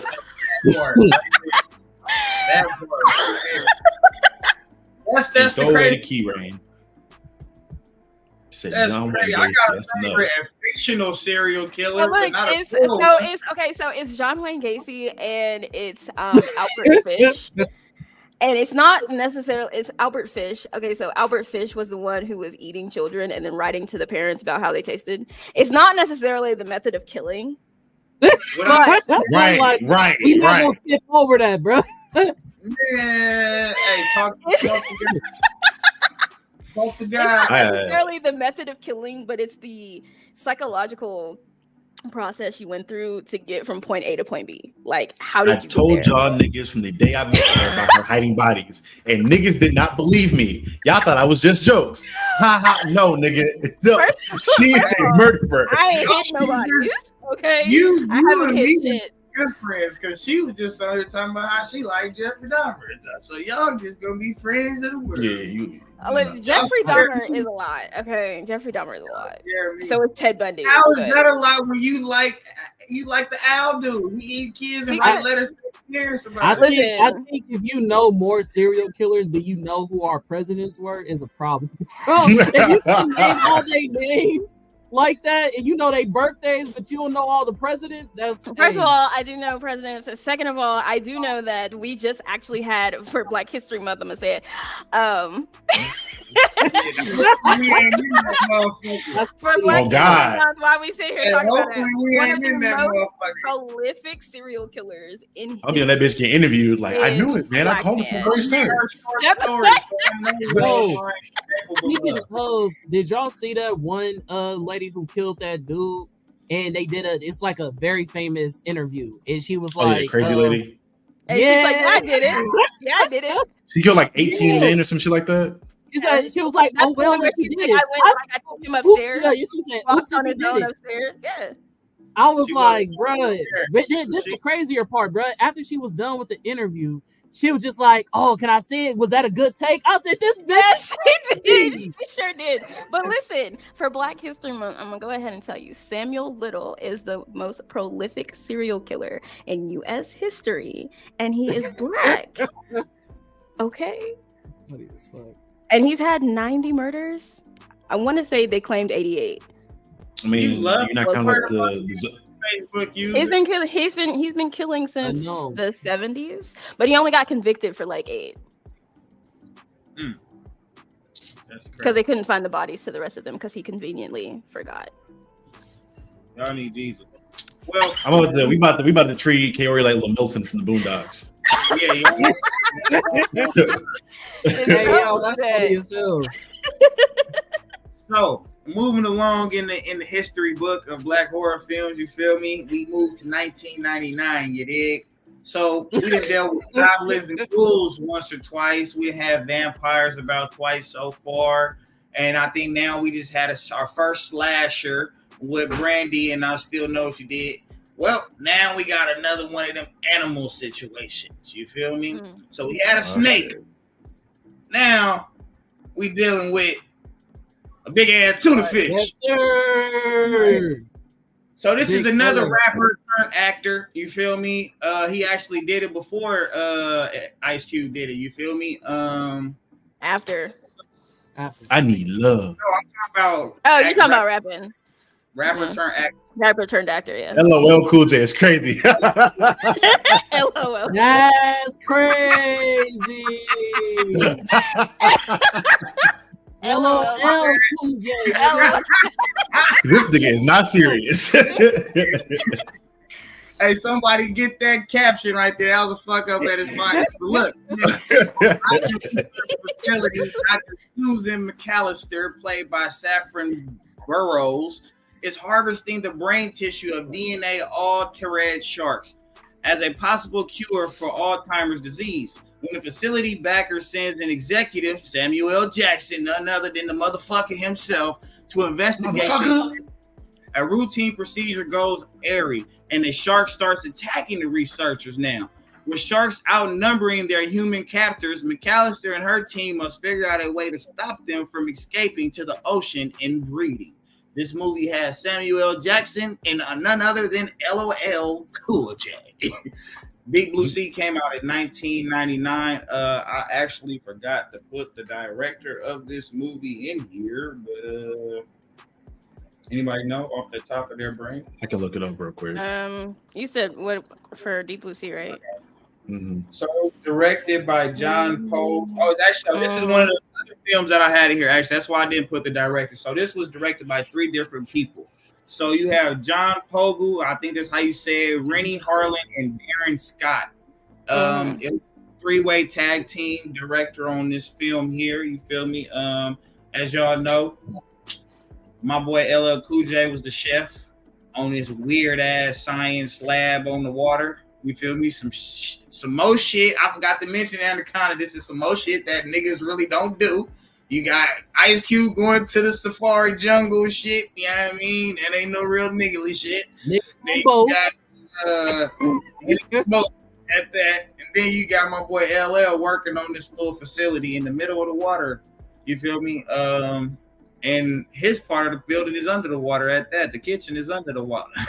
So that's a lot. But no, so if y'all haven't seen it, those who have seen it, man, like I read, they get attacked by some, I want to say genetically modified sharks, because these really not regular sharks. They're somewhat genetically modified. And in any I was responding to somebody. Any type of, the most aggressive. They had this one female shark that was just like persistent on let's kill the fucking humans. You feel me? She was running a program. Like Samuel didn't make it, but LL Cool J did. You feel me? So bullshit. He survived. He survived the snakes. Hey, I ain't gonna lie. I like the way he went out though, because he was. Hey, I was just about to say, don't worry, my nigga Samuel get a redemption on this list later on, so it's all right. You feel me? He probably couldn't fuck with the sharks, but he fucked with another animal. So is that a motherfucking shark? Everybody's seen this, right? Yes, I've seen Deep Blue Sea. Yes. Yeah, everybody has. Kaori take on the film. What did you feel about our portrayal in this aquatic horror film? Well, considering that it's going to be my future job to swim with these bitches, I try to avoid watching this as much as I can. But change their careers. Fuck.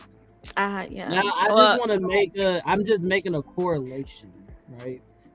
Call me a conspiracy, but the nigga that studies murderers is going to now work where she can throw bodies with sharks. And oh my god! You seeing it? It's coming together, ain't it?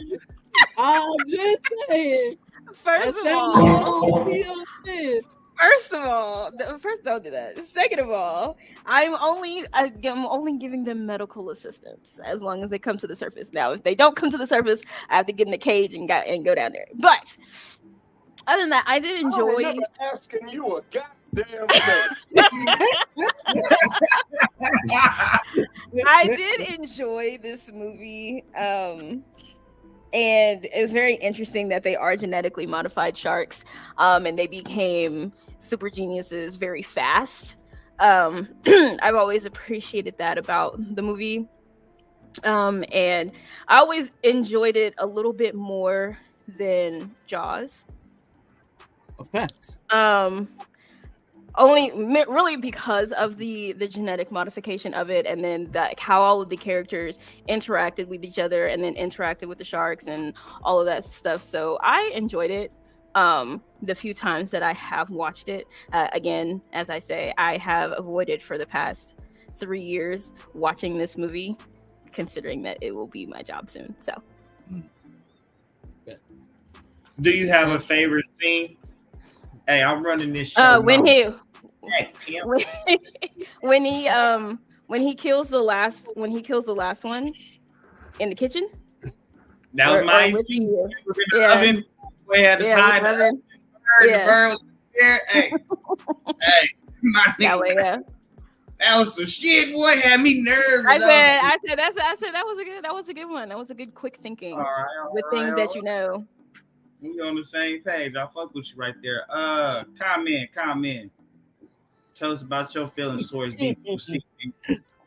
All right, so like, was they really super geniuses, my nigga? Because how you a super genius in your territory, getting juked and dodged by this white boy, like you a fucking bull at the arena, bro? Like, these are genetically enhanced.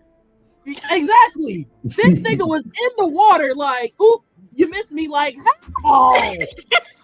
That was Aqualad. Nigga, I was like, ain't no fucking way. Like, and he did it intentionally. It was a point where the nigga took away his air mask, so now this nigga don't even got a breathing mask. Went down underwater to fight this nigga and waited for the shark to come get him, juked him, and then put his hook in him. I said, ain't no fucking way.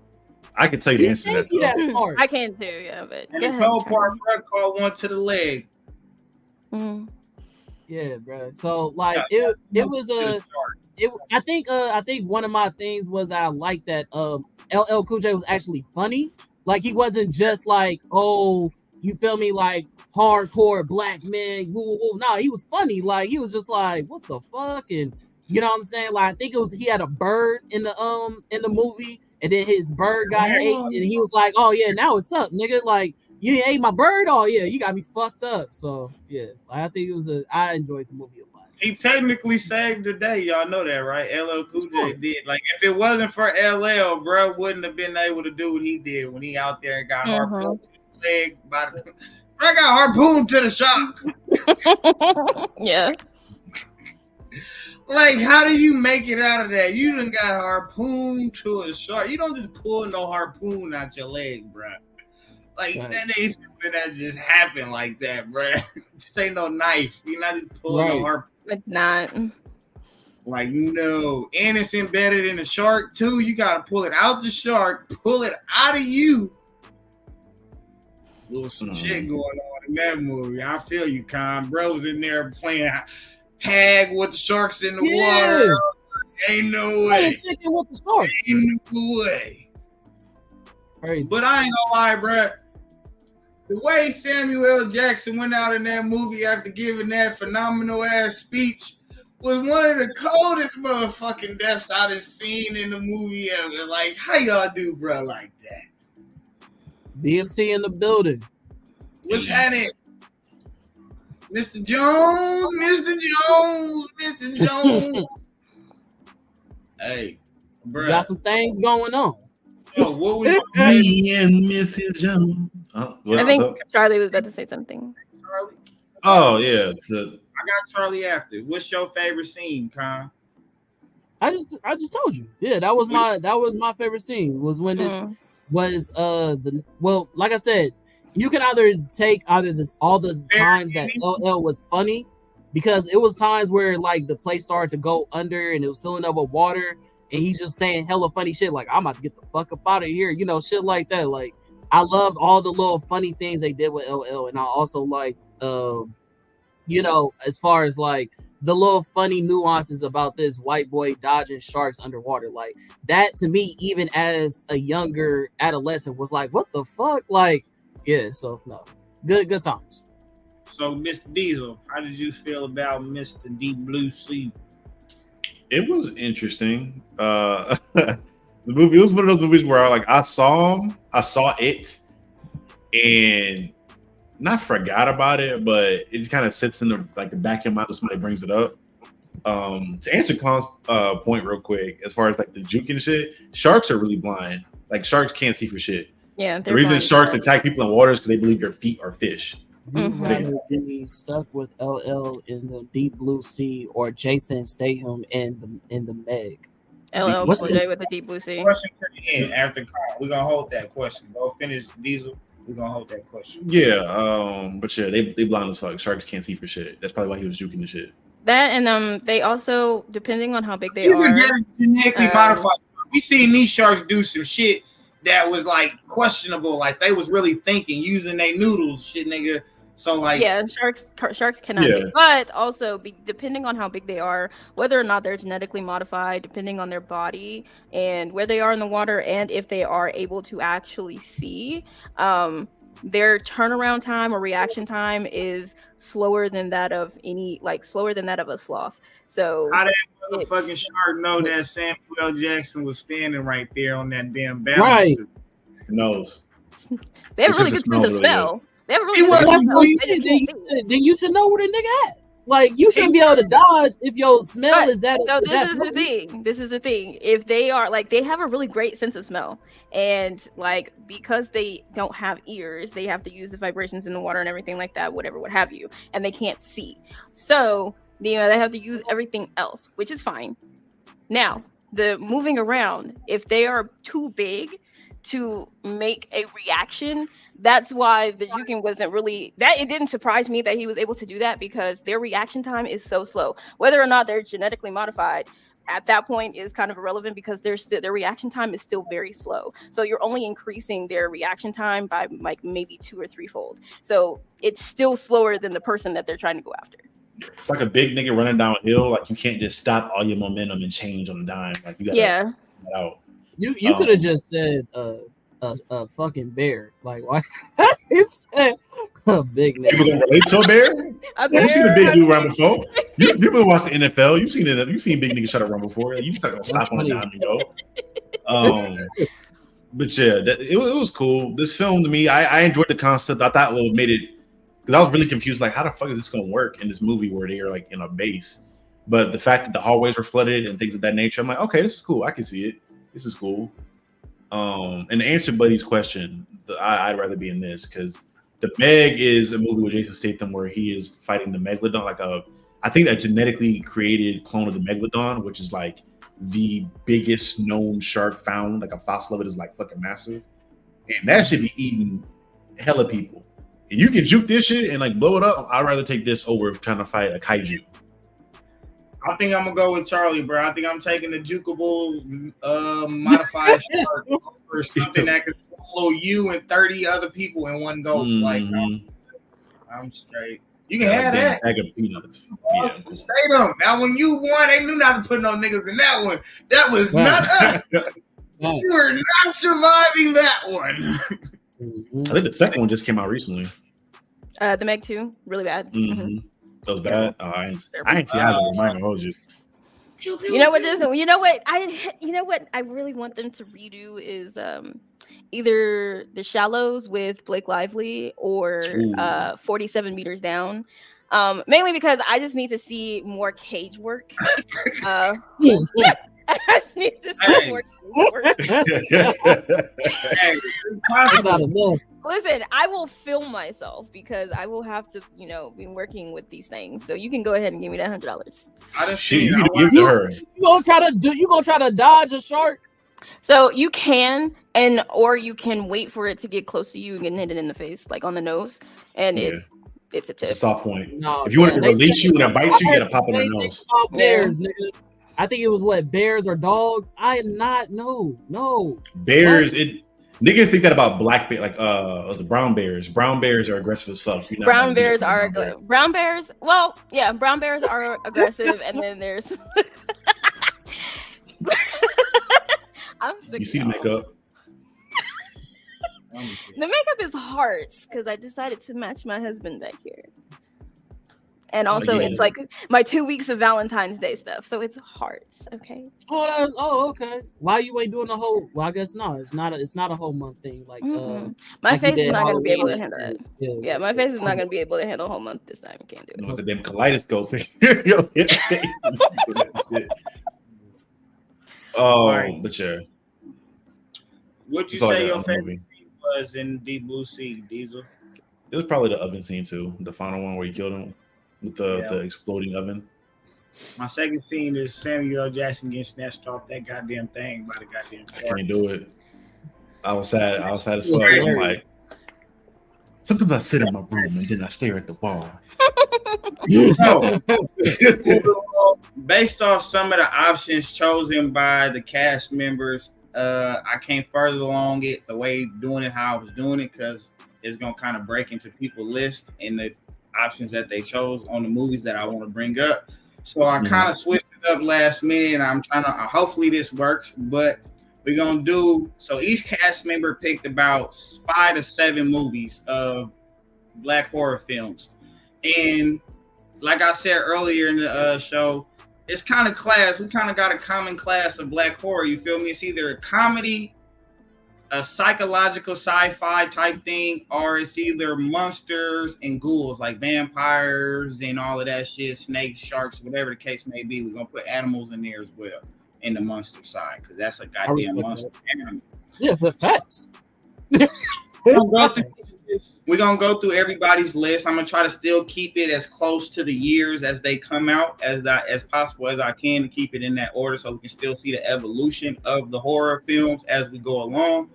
But yeah, so we gonna at the end of our usual perspective of how we felt about the movie and the portrayal of the black character of that movie, I want everybody to vote on where do you think that movie goes in the classes that is listed. Will it be a comedy horror for black people?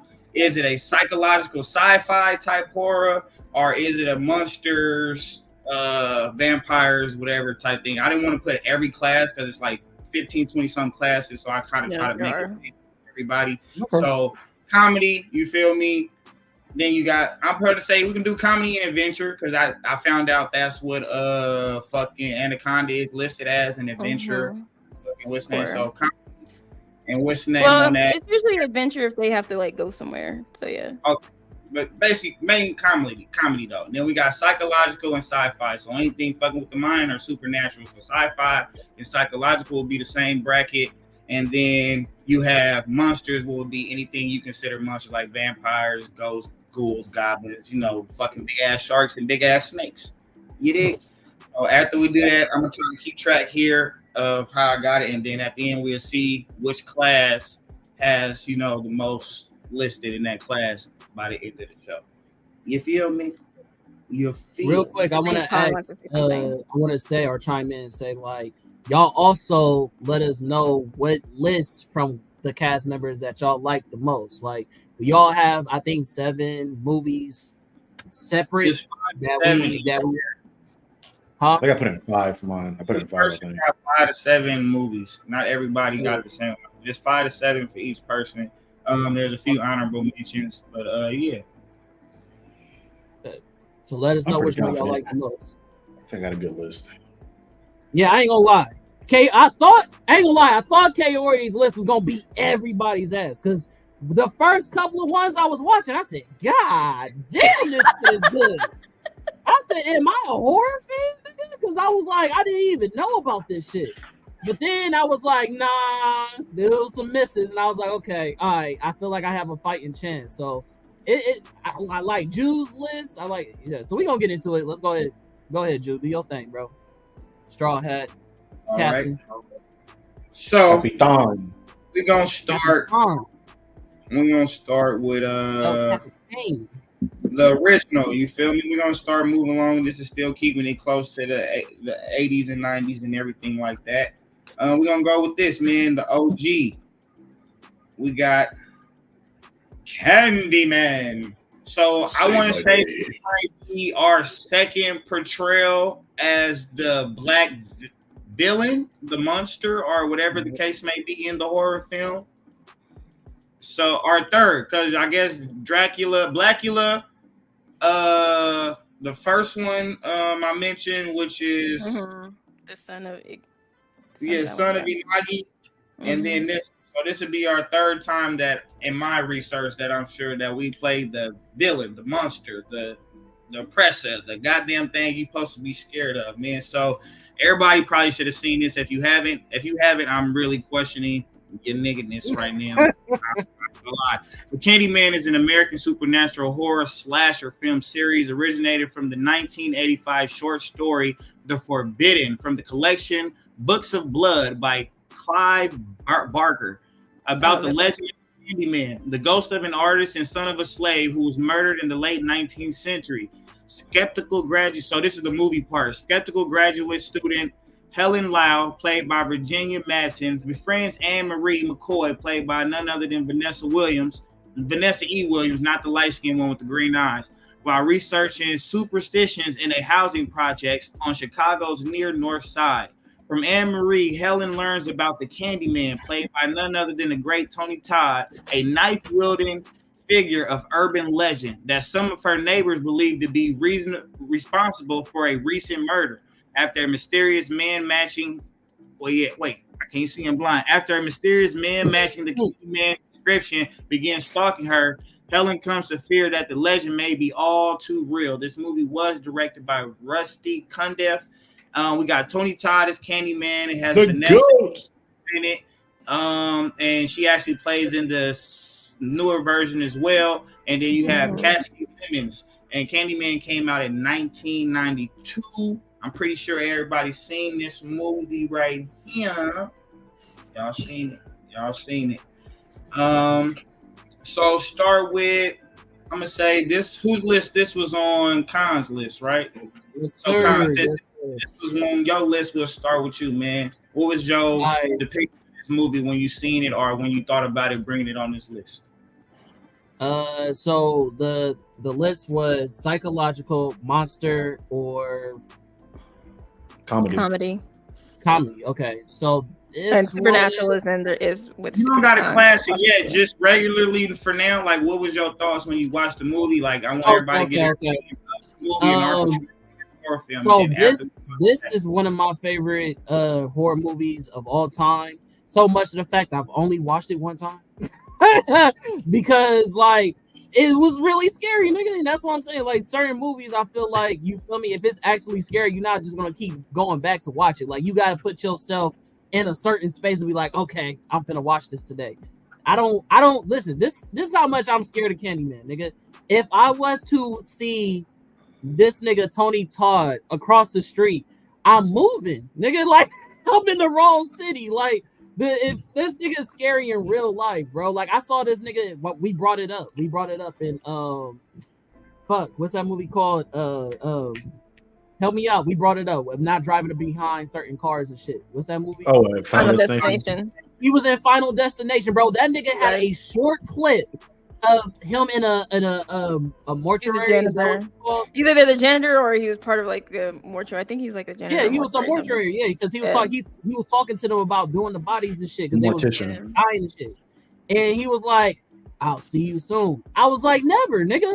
I was like, "Bro, that nigga is scary by himself. No matter what role you put him in." So yeah, the movie was really good. I also would say I don't know.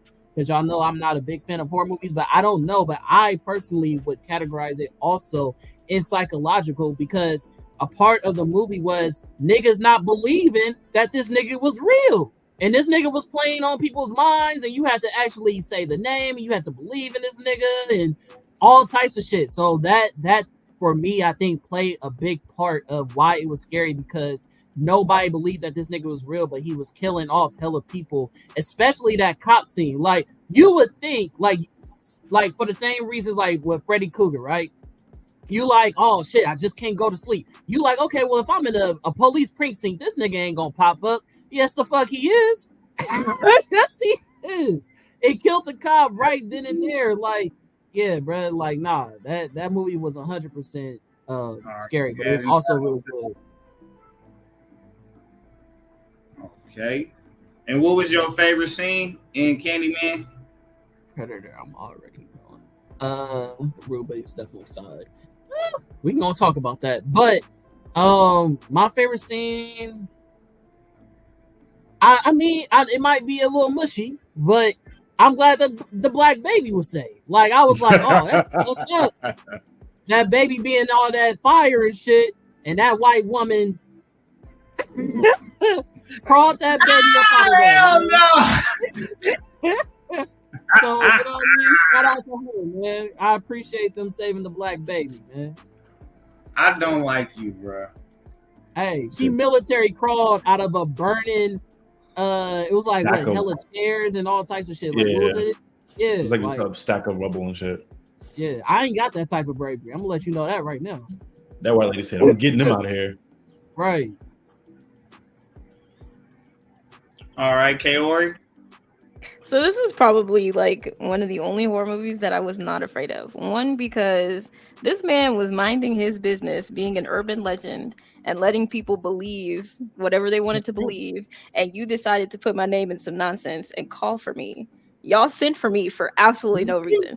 And I had to come to the realization, it was probably when I was like 12 or 13, that if I don't say his name in the mirror, that has nothing to do with me. 5 times, nigga. You gotta say his name a crazy amount of times. To not do it. Just like the Bloody Mary situation where you. But here's the part, though, bro. This is the part that also scared me, bro, because you couldn't even think his name, bro. That's the part that was fucked up. You couldn't even think this nigga name. So every time I was in the mirror, of course I'm thinking about this nigga name. Like, and that was the thing. And I'm sitting here like, if these are the rules that must be followed. If you don't want this to happen, you follow the rules. And so I'm like, I'm not about to think about this man. I'm not about to say he is not on my mind because that is not my business. And I figured that out a long time ago. I was like, as long as it's not my business, I ain't got nothing to do with that. So that was probably when it was I actually talked myself out of being afraid of, because I was just like, if you mind your business, it ain't got nothing to do with you. But I did like the movie. I did appreciate the movie. Tony Todd, I love him. So I think I can agree with his very, very small clipped role in Final Destination is probably what actually scared me about him, because you're talking about you'll see me soon. Are you deaf? That's what I thought. That's what I thought. Are you deaf? Like, are you okay? A little bit. Me and that don't surprise me. Hell no. Multi Slayer, bro. Don't surprise me. I have siblings too, and like I really one time that I wanted to try a Ouija board, and I just hell no. I haven't done it. I only have Ouija board earrings, and they're not even the full earrings. So I have never done it. I only got the board game. Listen, y'all niggas playing dangerous games. Listen, I learned a long time ago is that you're not supposed to. You don't do the Ouija boards, but the crystal balls are always fine. That's why I have. But you got the Ouija board at the house. No, I don't. Yes, I have earrings, and it's not even actual. It's not the actual earrings either. It's the little planchette that you would use to read the Ouija board. So it's not even full Ouija board. Y'all niggas play too much. Y'all play way too much of that shit. Ain't no fucking way. Ain't no fucking way. I wish the nigga would. Listen, I love good supernatural haunted things. But my friend said, let's play with the Ouija board. And I said, absolutely not. No, ma'am. Is that really? I will do anything. I will do anything else with you. I will. What if you wanted to do a summoning circle? I got you. But the Ouija board, that. No. The Ouija board, absolutely not. No, ma'am. You ain't summoning shit. Except I ride to fucking leave my house, nigga, because you ain't in my crib no more. I'm gonna summon Uber for you. I'm gonna summon you a taxi. This nigga thinks you're the wrong person. All right, so Kaori, what was your favorite scene in Candyman original? Every scene where he killed somebody. Because he stood So on business. I think it was like 5 people. I think he had like 5, 6 bodies. Yeah. Every scene where he does that. Diesel, what was your thoughts on? All right, so Kaori, what would you class this film? It's definitely psychological, supernatural for sure. Yes. All right, Captain Diesel, what was your thoughts on the original Candyman? Be my victim, head ass. That's actually pretty good. I love Candyman. Candyman was one of those films where, for me in particular, the thing I love the most about horror films is the prosthetic effects and how nasty you can make things look and feel with just like regular shit like pigskin, corn syrup, shit like that. So the prosthetics in this, like them showing his chest and having the bees all over his chest, and then Tony Todd having the bees in his mouth and shit like that. How they did all those prosthetics, because it was not CGI. That shit was all prosthetic effects and like and natural effects. Look what y'all did. Y'all over here talking about supernatural shit, and lights over here going on and off. That's your ass, the Ouija board, nigga. That's on you. I don't have a Ouija board. I'll pray for you. I ain't got no friends on the other side, but I can't help you. I have plenty, but they wasn't funny. bothering me. I got that reference. I like that. That was good. Hey, I like that. That was good. I have plenty of friends on the other side, but they wasn't bothering me. But yeah, this film's great. I loved how they wove this story into the Black community of Chicago, into the projects, into where they expound upon it more in the Nia DaCosta sequel, the reboot that happened a year or two ago, about him being like a hood staple essentially. But I love the aspect of everybody knows who he is and what it is, but it's kind of the Black folks thing playing onto the bystander thing of you minding your own business. You didn't see nothing, you don't know nothing, and ain't nothing gonna fuck with us. And he's the definition of you snitch, nigga, you got a problem. Keep my name out your mouth. You keep my name out your mouth, all's gonna be good. And I really enjoyed the aspect of the one like gangster that was portraying the name of Candyman, going around killing people. And she thought she had like something to do with like, I'll take it, me Candyman. And she was like, "You call my name, bitch," or whatever. How you said it? You said it. But it was dope. I love this movie. Tony Todd is forever a goat. Forever a goat to me in horror, and not just Black horror, but in horror in general. From his voice being so iconic that him and buddy's name, oh my god, Spawn voice actor. I'm blanking right now. Goliath. You said the voice actor or the actor? Yeah, the voice actor from the animated series, or the guy that Goliath too. Keith David. Keith David. Their voices are so iconic. Fuck, niggas. The niggas were so iconic, and like when you hear their voice anywhere, you know it. You know it's them. And Tony Todd is that dude. Him and Keith David are like up there, but I think Tony, he's been a staple in horror. Like he's been so. I think if you look down his resume, he verified in the horror industry, and that's why I will forever love actors that continue to go back to horror, because it's just such a comfortable, welcoming place for Black people as time goes on. Other sequels though, the sequels are kind of buns. I ain't gonna lie to you. Candyman 2 and 3 were not it. They were not. Garpano. But I'm not sure to what All Black said, because he liked it. So he's about. I think he just said Cabrini Green. That he was about the neighborhood that they were in. No, it's earlier. Earlier he said the reboot. Yeah, he said the reboot was definitely solid. He's talking about the recent reboot. I'm not talking about that. I'm talking about the other 2 sequels to that film. Okay. Gotcha. Yeah, the reboot was good. I enjoyed the reboot. Well, it's not even a reboot. It's a sequel. It's a sequel. It's not a reboot. Yeah. Continuation. Mm-hmm. Yeah, it's a continuation. It's not a reboot, really. Based off the end and the story because, like I said, Vanessa E. Williams is still in both, and she says that her son basically contracted when that nigga fucked with the baby, because that's the baby from the fire. He is the child from the fire, so it's a continuation. Like when all of that happened, that spirit was in him the whole time. So it's pretty much a prequel. They just like said the mother 2 movies, fuck them, they don't exist, but we're gonna happen right after the first one. And then to your point about where I rank it, I put this as a monster flick. To me, I put this in the monster category. For me, because it's a existential being that's hunting people down. That nigga said that hella fast. Like as soon as you said monster, definitely more psychological. Nigga, fuck is you talking about? Oh yeah, you didn't give me no time to even say it. That's crazy. That nigga was reading your mind, man. Oh, the reboot. I could see the psychological thing as far as you like Context, playing my- on your sense of reality, but I definitely put it more into monster flick because he's a literal like monster. Or if we're putting like serial killer in the theory in the not theory but in the psychological one. That's my fault. Damn.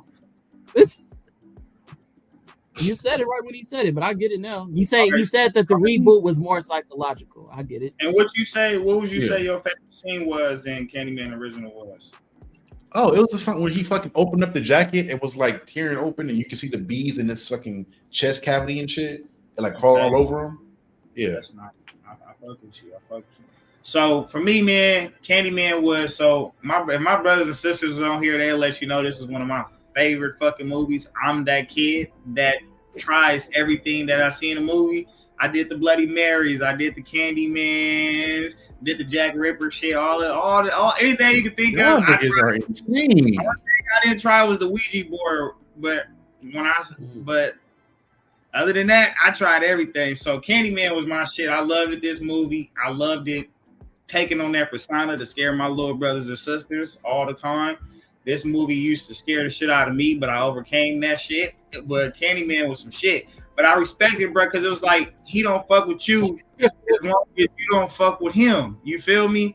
So it's like, keep my name out your mouth, and I keep my hook out your motherfucking throat or your chest or your back or whatever way you see me coming.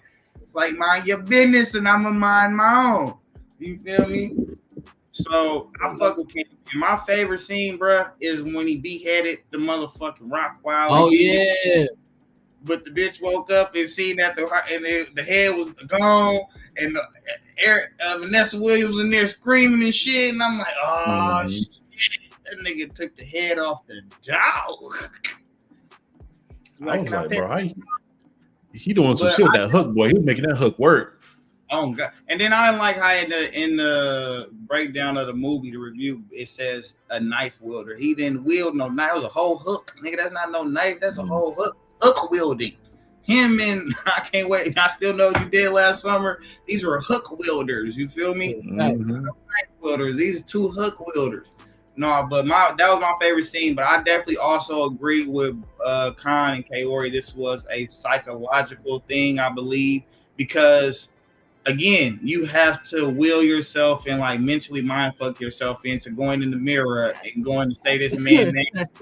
The hash slinging, splash slinging, mash slinging. You feel me? Hey, but yeah, I definitely believe it was a psychological situation. He was a monster, but I definitely believe he wasn't as physical. Like not everybody could see him, so it was more on the mental side. You feel me? Like the man in the mirror type shit. Like it wasn't a physical type situation. So are we putting like possessions and like spirits in the monster category, or are they going to be in like the thriller category? For sure. Okay, because he's a ghost to me essentially. Well, it's literally what it is. He's a specter or something like that. That's why I put him there. But yeah, I'm putting them on that side right there. I was gonna ask, do y'all want to put slashers amongst monsters? Slashers can be psychological because it'd be mental cases times with so like I would say if we were talking about slashers, like particularly Scream, it's who is this that seems to be very close to me, fucking with my mental, knows where I am. What are you waiting for? Yeah, knows where I am. You're right here. Yeah. So it's like I think, and because it's like somebody that's incredibly close to them, or that they've met before, or related to them in any kind of way, it's like messing with you mentally on who that is. Okay. And so a lot of the times, like the slasher is their thing is like the game, like the chase or whatever. Like, how can I mentally torture you before I stab you to death? But at that point, wouldn't you put like all slashers into that category then, into a psychological category? I would. No, because you got sci-fi slashers, you got monster slashers, which I would consider Jason Voorhees to be a monster slasher, considering the nigga's a literal zombie. Yeah, that's not But psychological. then you have somebody who like Freddy Krueger, who is. I know what you did last. They're regular human beings who happen to survive your ass stabbing them or shooting them once or twice in the first movie, and they survive for the second one. Michael Myers, Jason, those are supernatural slashers. You feel me? They are more, you know what I mean, on that monster level. Whoa. This nigga got eyes. This nigga got blew the fuck up, burnt up, fingers cut off. Yeah, I mean, bro, was dead. I wouldn't ever put a slasher movie like in a monster category unless it was like an actual monster. Jason's not a monster, nigga. Jason's a little zombie, so I gotta put him in that. But that is like more like a supernatural, psychological type thing. It's a zombie though. No, well, apparently he's a deadite. Apparently he's a deadite. I'ma literally rose the nigga from the dead. The nigga's a zombie. So for me, when it comes to Jason Voorhees is supernatural super killer.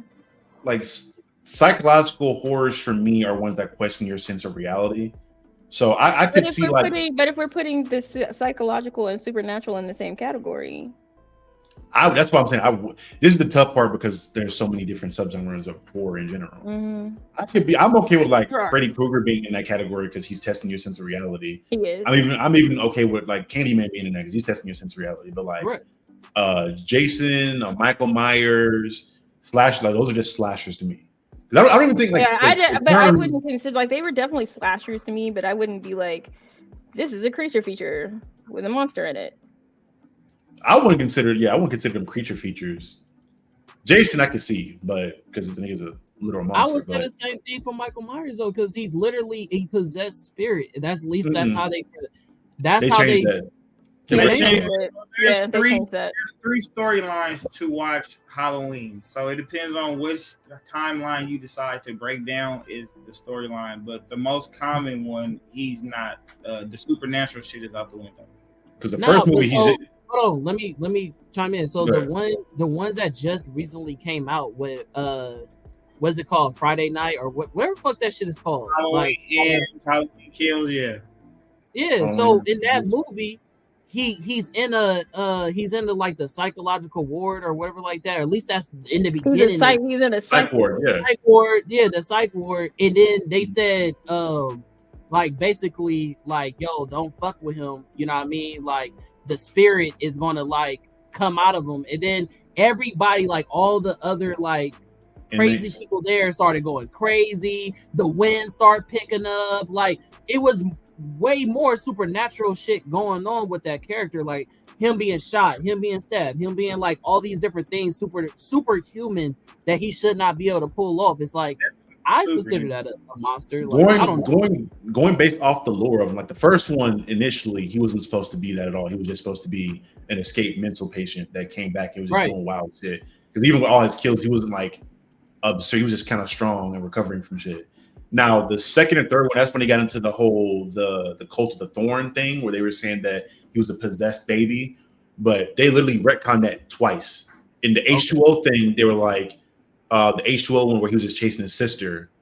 He was like, it wasn't him being supernatural. And then the most recent one, they retconned it again and were just like everything, like the Halloween, the one that were old lady Jamie Lee Curtis. They said that took place directly after the first one, like 20 years after the first one. Where they were like, oh, it's not his sister. It's somebody that people think is his sister. He's not a ghost. He's a regular dude. Because in that one, he's old as fuck, too. He's like a 70-year-old man. And as you see him from the back, he's white. And in the scene you're talking about, they were saying don't fuck with him because you don't want to trigger him and set him off. Because he's been docile and chilling, but it wasn't anything supernatural. And the other inmates look at him as like a messiah, I guess, because he got out before. Wait, which one? How to drive? The most Halloween, like the Halloween. Yeah. Halloween, he's like an old ass dying person. Yeah, he's an old ass man. Now, granted, in the last shitty one, the horrible one that came out most recently, Halloween Ends. Yeah, I could kind of see your point because for whatever reason, he looks Buddy in the eyes and like inspires Buddy to be him for whatever reason. Exactly. Yeah. But in that movie, they reveal in Halloween Ends, they reveal that he's just like an old ass dying person, but he had like some kind of supernatural origin, but he's still an old ass human being. Yeah.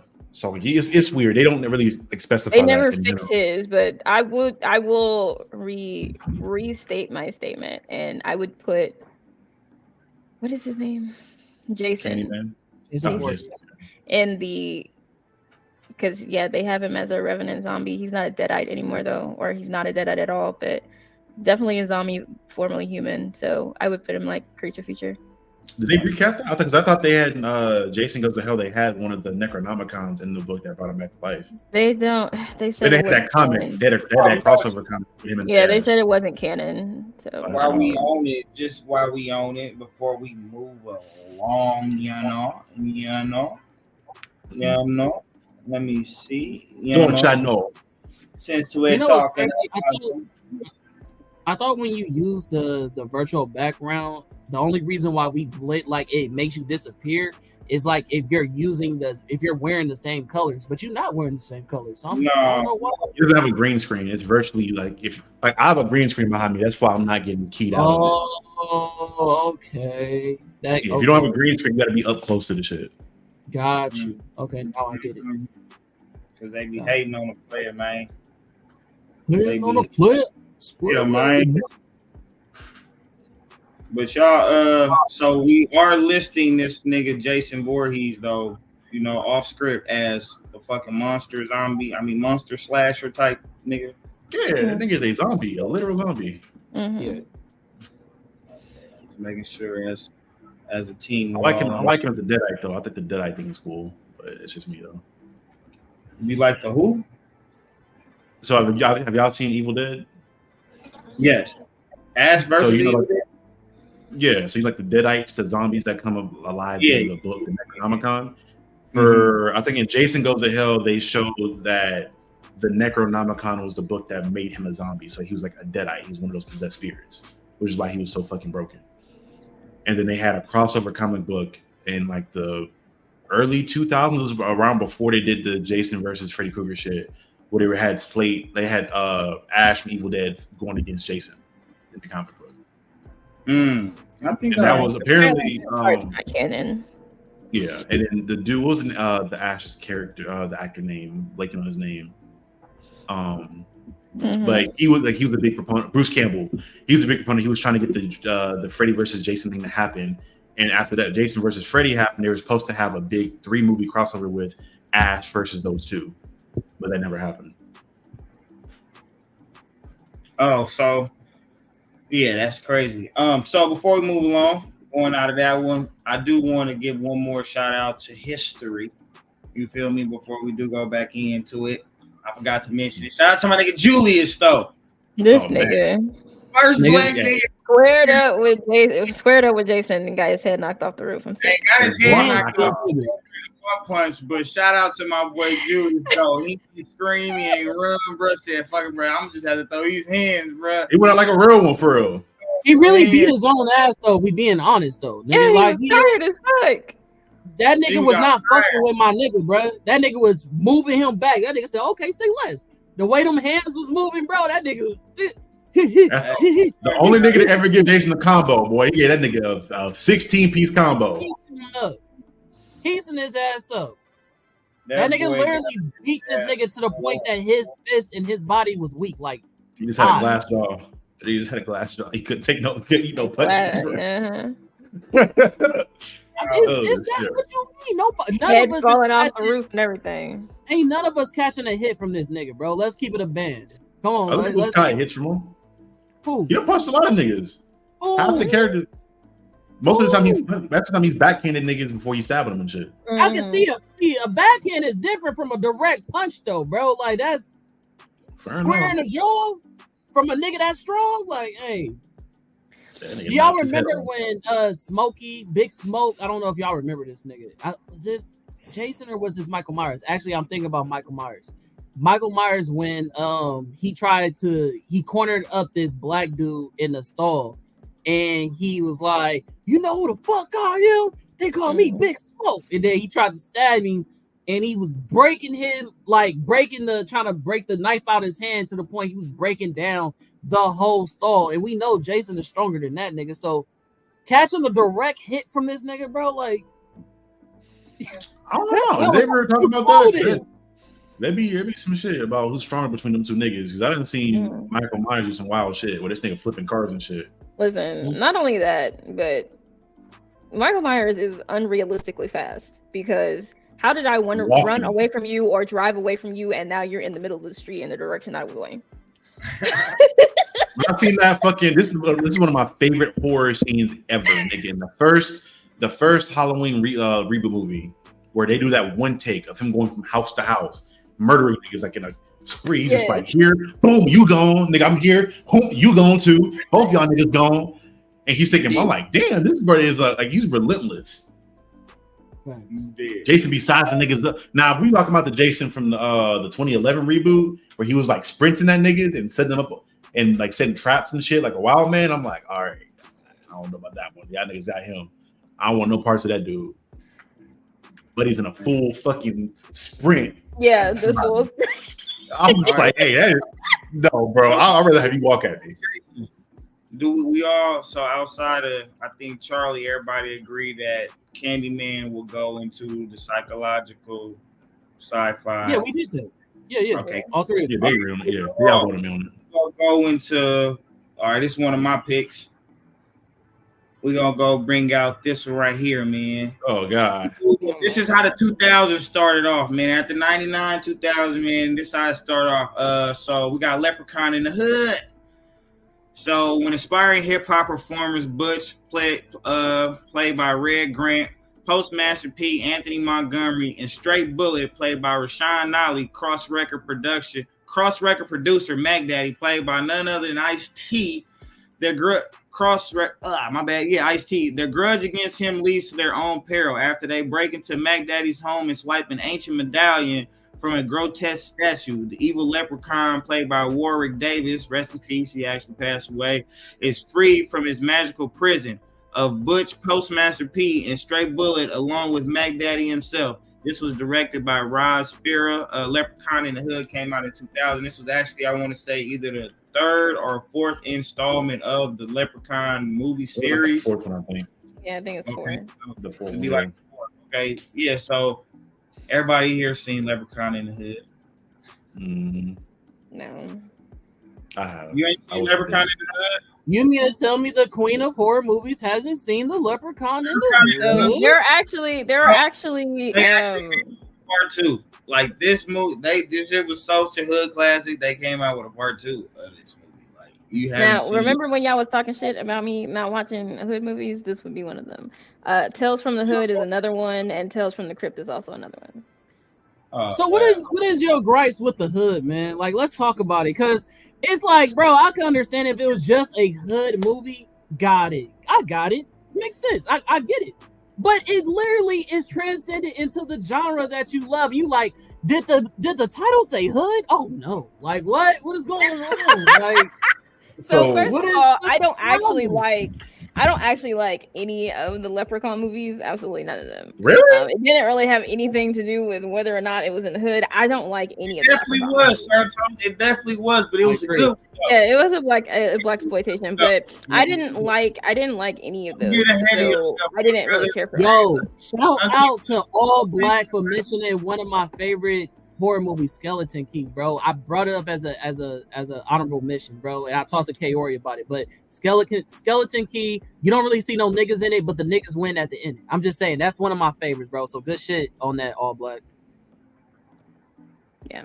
I think it's that Leprechaun movies were not something that I cared for. I liked them. They were like the Chucky movie. They're like the child play movies to me. Two already. Bucky from Jeepers Creepers 2, man. I mentioned him earlier in the episode. You feel me? But no, Leprechaun. So just so you probably could give a little vote on the category part, at least in the end. So it's another supernatural thing. It's one of those Candyman type situations. One of my favorite movies as well. It's like, if you don't touch his gold, he don't fuck with you. Leave his shit alone, he'll leave you alone. You feel me? But if he come asking you questions on how to find this shit and you ain't kind of really willing to help, he might take that as a little bit disrespect and do something to you, especially if he kind of know something. You feel me? He basically the character of I would do a little something strange for a little bit of change. He's like, that's literally him, bro. You know, embodiment. But no, this movie though, bro. So basically, in both of them, his gold gets found by a bunch of motherfuckers from the hood.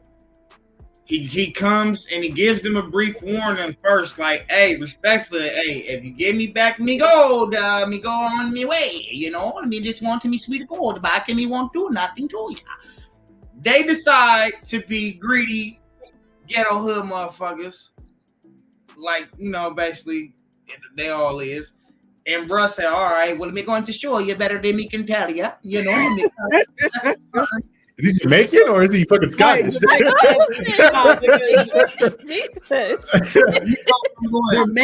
Jamaican Irish, nigga. Hey, so besides all that, bro literally starts knocking people off in like the goriest forms, bro. Like they can't kill him. They done shot him, stabbed him, bro. Be coming back from anything you throw at him, bro. Basically come back from the shit. You gotta technically trap him with his gold and all this other shit and trick him.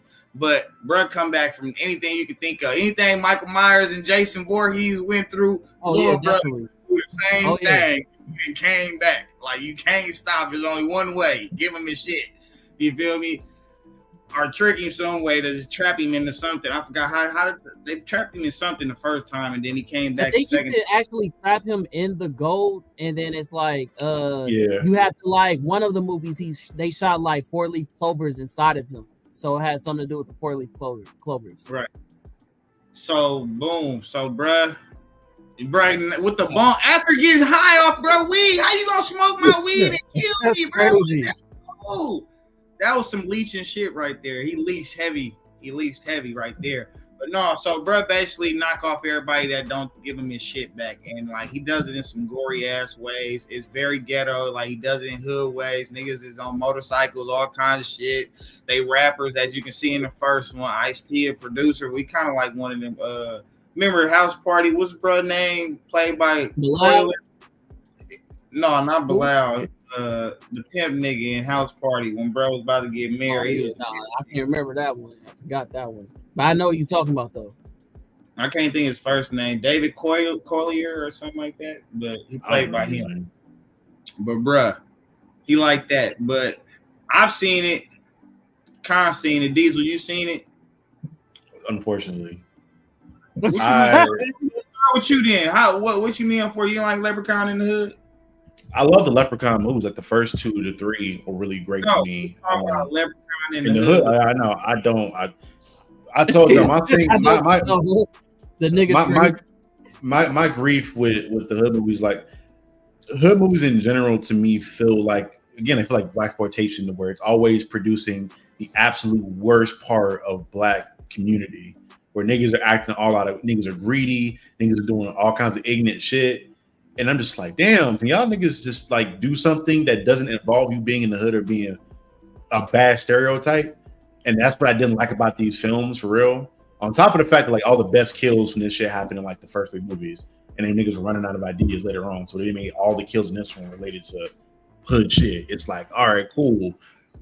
Plus, part of me feels weird about, damn, we found creative ways to kill all these Black folks, huh? This little white man on the hood going off all these Black folks. It's crazy. I fucking hate it. That's why I don't like the hood movies like that, especially movies like this where it's like, nigga, like they're not even trying to hide the weirdness of it. I feel really uncomfortable watching this shit. I watched thinking it'd be as good as the other 3, because the first 2 were solid. Third one was kind of and these were just fucking buns. They ran out of steam by this point. And I ain't even gonna talk about the Leprechaun reboot where they made this nigga like a alien thing, or not an alien. He was like a like what's the word I'm thinking, like a nocturnal fucking goblin thing. I don't know. Yeah, I think he's like a goblin or some shit. I remember. Yeah, the Leprechaun shit fell out really heavy for me after the first 2. I feel you. So you don't have a favorite scene from Leprechaun in the Hood? I guess the bong shit, because I thought smoking weed was funny for a little bit, because my granddaddy was like, "Ain't no fuck." Never mind, me almost cussed really bad. My granddaddy was anti-weed like that, so I thought smoking weed was funny. It was funny to me. Thank you, yeah, but fine. Thank you. It's like it was bad, and I that's why I see a lot of hood movies now. If you can write an intricate tale about the hood from a perspective that's not just niggas being ignorant, and they're actually like showing the struggle that they actually deal with on a daily basis. I'm like, all right, cool, I can get with that. But I think a lot of hood movies just kind of dive into the deep end of like, oh, this is fucking the hood. This is horrible. It's dangerous. Things are dying every day. I'm like, sorry. Kind of goes back, and so after Deep Blue Sea, Anaconda, and I Still Know What You Did Last Summer, we get back into where I started off with this horror film. We get back into that black people being portrayed as either an athlete or a hoodlum, that street gangster, drug, rapper, drug dealing type persona. You feel me? We just gonna call it hoodlum. You feel me? From here, it's a hood, old school term. But it's athletic or you a hood. We back there now. You feel me? It seemed like that's how they portrayed us in not even just horror, but shit, period. But you know what I mean? That's like the early 2000s, like in a nutshell, bro. That's how it was in horror for a while. 90s, early 2000s, they was running it heavily. Because 90s sitcoms showed home, like, we got all our black 90s sitcoms, that showed home, like father parenting and, parents, father in the house, present, all that type of shit. Then we went from 90s sitcoms to the 2000 movie era where everything is a hood movie. Everything is a ghetto movie, some type of, even if it ain't got nothing to do with the direct streets, from like even hair salon, barbershop, all that shit reverted around, the outlooks of the hood. You know what I mean? So we be put in being choked in the worst way. So Captain Diesel, where would you place Leprechaun in the Hood on the common classes of black horror? Would you say it's comedy, psychological, or monsters? It's like a comedic creature feature. Like, it's comedy in all the Leprechaun stuff, but it's more of a creature feature than anything else. The little bit is broken though, because he's like a reality warping little demon that you can't kill. So for me, I believe it's definitely on the comedy side. I think it's definitely funny. There's a few serious death moments, but for the most part, it's meant to laugh at our livelihood as we get killed by a miniature white guy. But hey, that's just me. You know what I mean? You had a tan. You feel me? But it's definitely on the funny side. Only thing it made me scared of was little people. But that's about it. But no, it's first of all, go to hell, because I ain't had nothing to do. Nothing. I didn't have nothing to do with that. For me, my favorite scene is definitely. I think a lot of shit is black exploitation, but that's just me. You feel me? We can get into that on a different day. But my favorite scene from Leprechaun, bruh, is old girl when she had the gold tooth, and he went in there and yanked that bitch whole bottom jaw out. You feel me? And I was like, oh, that nigga. And then put it in his mouth, though. Hey, and then, bro, slapped it in here like, oh, I like that there. Like, oh, yeah, he clean. Bro, really about that business. I liked the kill scenes in Leprechaun the most out of anything. I think I liked the way that he went about his kill scenes. Like, he really people on the way he took out the victims in that movie versus everything else. You feel me? So I definitely put it in the comedy bracket. Con, how about you on this movie since Kaori has not? Well, I couldn't wait. So I love this movie. The Leprechaun is one of the only scary movies that actually scare me. Like that, I was never afraid of Freddy. I was never afraid of Jason. I was never afraid of Scream.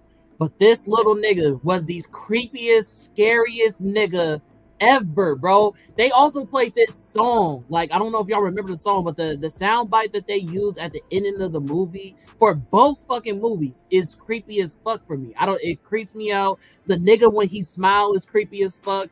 But I actually have a weird take on this movie as far as like people saying it was exploitation. I feel like what you said earlier when he first brought it up, this is actually done correctly. Like it might, you feel me? Y'all might have y'all gripes, but me personally, I fully enjoyed it. It was hilarious.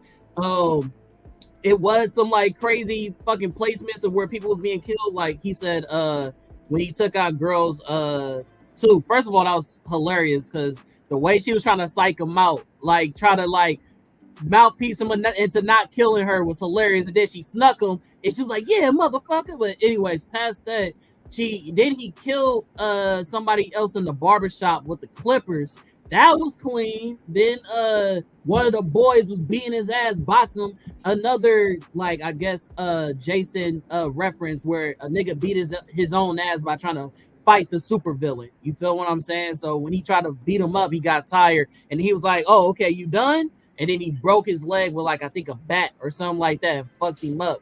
But yeah, I love this movie, bro. I thought it was hilarious. I thought it was well shot. You like how Drew said, like the kill scenes was very creative, and yeah, bro. Black people still won at the end. Like a lot of them niggas died, but you know, they had survivors. They just had to give up the money that they was being greedy over, which was gonna kill their friendship anyways. Because what happened was is that they were all part of a like rap group or you know, like you said, music or whatever, and they was like, oh, this is how we gonna get out of it. But we gonna keep this just between me and you, and they didn't share with nobody else. That's the whole problem, is that they wasn't trying to share with everybody else. And I actually think that was methodic by the person who shot the movie. Was that is the problem in the hood, is that everybody is killing each other based off of trying to be greedy. So like, yes, was it satire? Yes, was it comedy? Yeah, but was there a gem that was dropped in there? You know what I mean? Maybe if you was paying closer attention.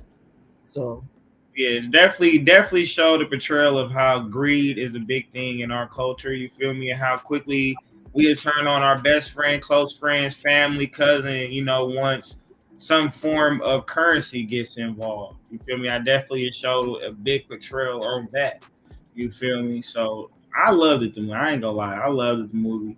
Was it black exploitation? Yes, but I think it was one of the fairly well done versions in that time. Because I ain't gonna lie, we got a lot. You feel me? We got a lot.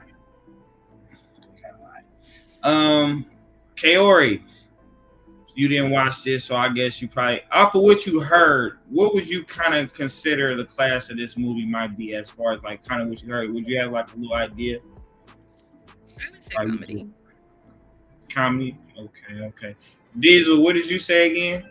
Like a creature feature. Creature feature. So you have like basically monsters. Yeah, That's I can see the comedy though. I can see the comedy. What about you, Con? that, I mean, yeah, it's obvious. Yeah, comedy, but also creature. It's a monster, but comedy monster movie. Yeah. All right, I'm gonna throw him in comedy. Just for right now. I'm throwing him over there in the comedy. All righty. All right. So now we're about to go into one of these, man. This pick right here is by my boy Charlie, man. If y'all haven't seen it, it's a Saw. Came out in 2004. Danny Glover is in this one, man. Very great actor. Shout out to Angels in the Outfield. Still got it on VHS. In Saw, David Tapp is a police detective who investigates a series of crimes linked to the same murderer. The victims have been placed into traps that attempt to teach them to appreciate their life, a quality they decidedly lack. The victims who fail this test have a jigsaw piece cut out of their bodies. This has earned the killer the alias the Jigsaw Killer by newspaper writer Oswald McGillicuddy. I cannot say that name. I ain't gonna try. McGillicuddy. Saw 2 later reveals these missing pieces have been intended to show the missing survival instinct of Jigsaw victims. This was directed by James Wan. There's about 6-7 installments of Saw. How many? 10. Okay, I stopped watching about 5. So it's like that. It's, sometimes you just gotta call it quits. But yeah. So I ain't gonna lie, Jigsaw is one of those. Saw is one of those movies that fucked with my phobias. Like, so I'm like kind of claustrophobic. I don't like to be tied up, none of that shit. I don't want to be contained. I don't want to feel like I'm boxed into nothing. You feel me? And the way Saw worked was, it's a whole lot of you locked up chains. You feel me? I'm embodied my ancestors. Please do not cuff my wrist. None of that. Me no like none of that. So I was actually very scared of this movie. It took me a minute to finish it growing up. You feel me? Because I just was like, nope. Fuck no. Gave me anxiety to be around certain people. Like, if you look funny, like, I can't go into no rooms with nobody. You might wake up in a goddamn room with a damn fucking Venus flytrap around my goddamn head made of metal. I'm not fucking with it. but I do like them. Very great movies. Up until probably like 4 or 5 where I stopped. But after that, like I said, I feel like they pushed it. And They got convoluted. TV series of this shit too, or something like that. I don't know, but it got too much for me. There's a spinoff, but there's like 2 spin. Well, not 2 spin. It's 1 spinoff, and then the other one's like a prequel thing that don't really make sense. Yeah. Okay. X, right? I remember it was something outside of the movie. Yeah, not X, but I'm talking about there's one before X. I think it was like 9, where they like showed that there was another guy before the doctor. Yeah. But so just focusing on this one, in Detective Cap, man, Detective Cap. So he was presumed to be dead after the end of the first movie, but it came to find out that he wasn't dead in the second movie, and then he also made an appearance in the Saw video games. I forgot.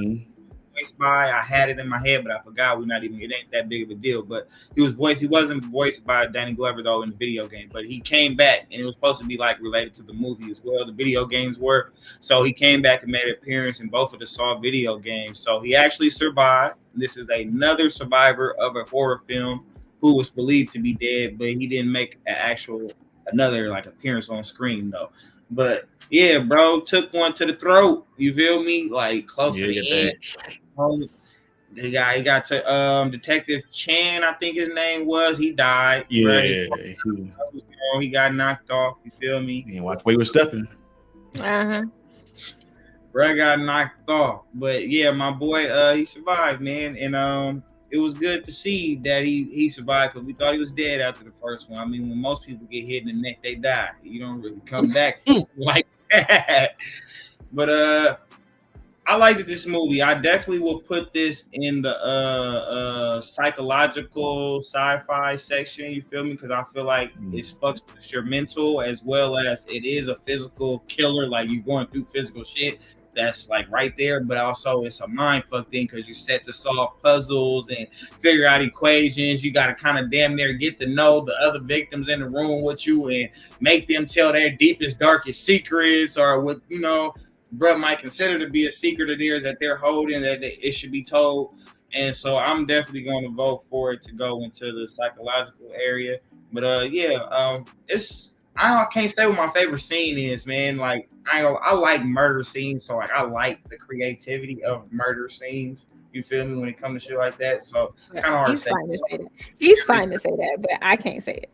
But that's no, you like people that kill people and like slasher type nigga. That nigga's birthday, Kaori. Yeah, I'm not gonna hold you. Yeah, she wilding, she drawing, but check this out. This nigga Jew was like, yeah, when I was a kid, I did all that shit. I was playing. I think he was weird. I think he was wild too. He said everything besides doing the Ouija board. I said, no. Trying to kill people like this nigga is wild.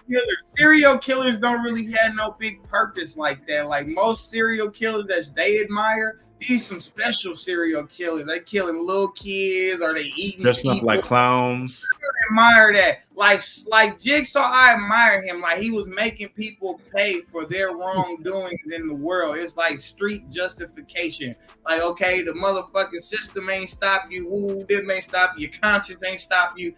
I'm gonna make you. Hello?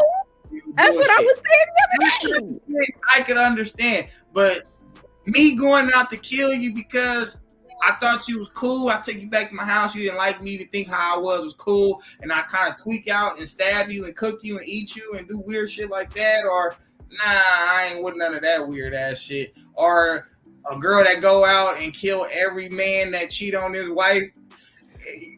What's that movie? I can't think of, but, bruh, she was killing every dude that was married. But, like, if they went back to the hotel or wherever were, she was killing them and stuff. I'm like, nah. As she should. Like you bad, you seducing me. I don't know who did where the soundbite came from, but shout out to Mueller's because she did a TikTok where she played Lucy. I Love Lucy, and it says if I caught my husband in the shower with some girl, I shoot him. I'm like, yeah, nigga, as you should type shit. You know what I'm saying? But also to also do a vote. This is where I don't really understand the difference between horror and thrillers because I feel as though even though this is categorized in the horror films, I feel like it's a thriller. Like I think it's more thrills than it is anything that's scary in this movie. But that's just me personally. So you don't think it's horrifying to get knocked out somewhere in the middle of the day and wake up with like booby traps and shit around your head? Or I think that that's what thrillers are. You up and put a key behind your eye, or put some tape the So fucking. let me see if I can get. So you have, let's take a classic horror like. Hold the thought real quick.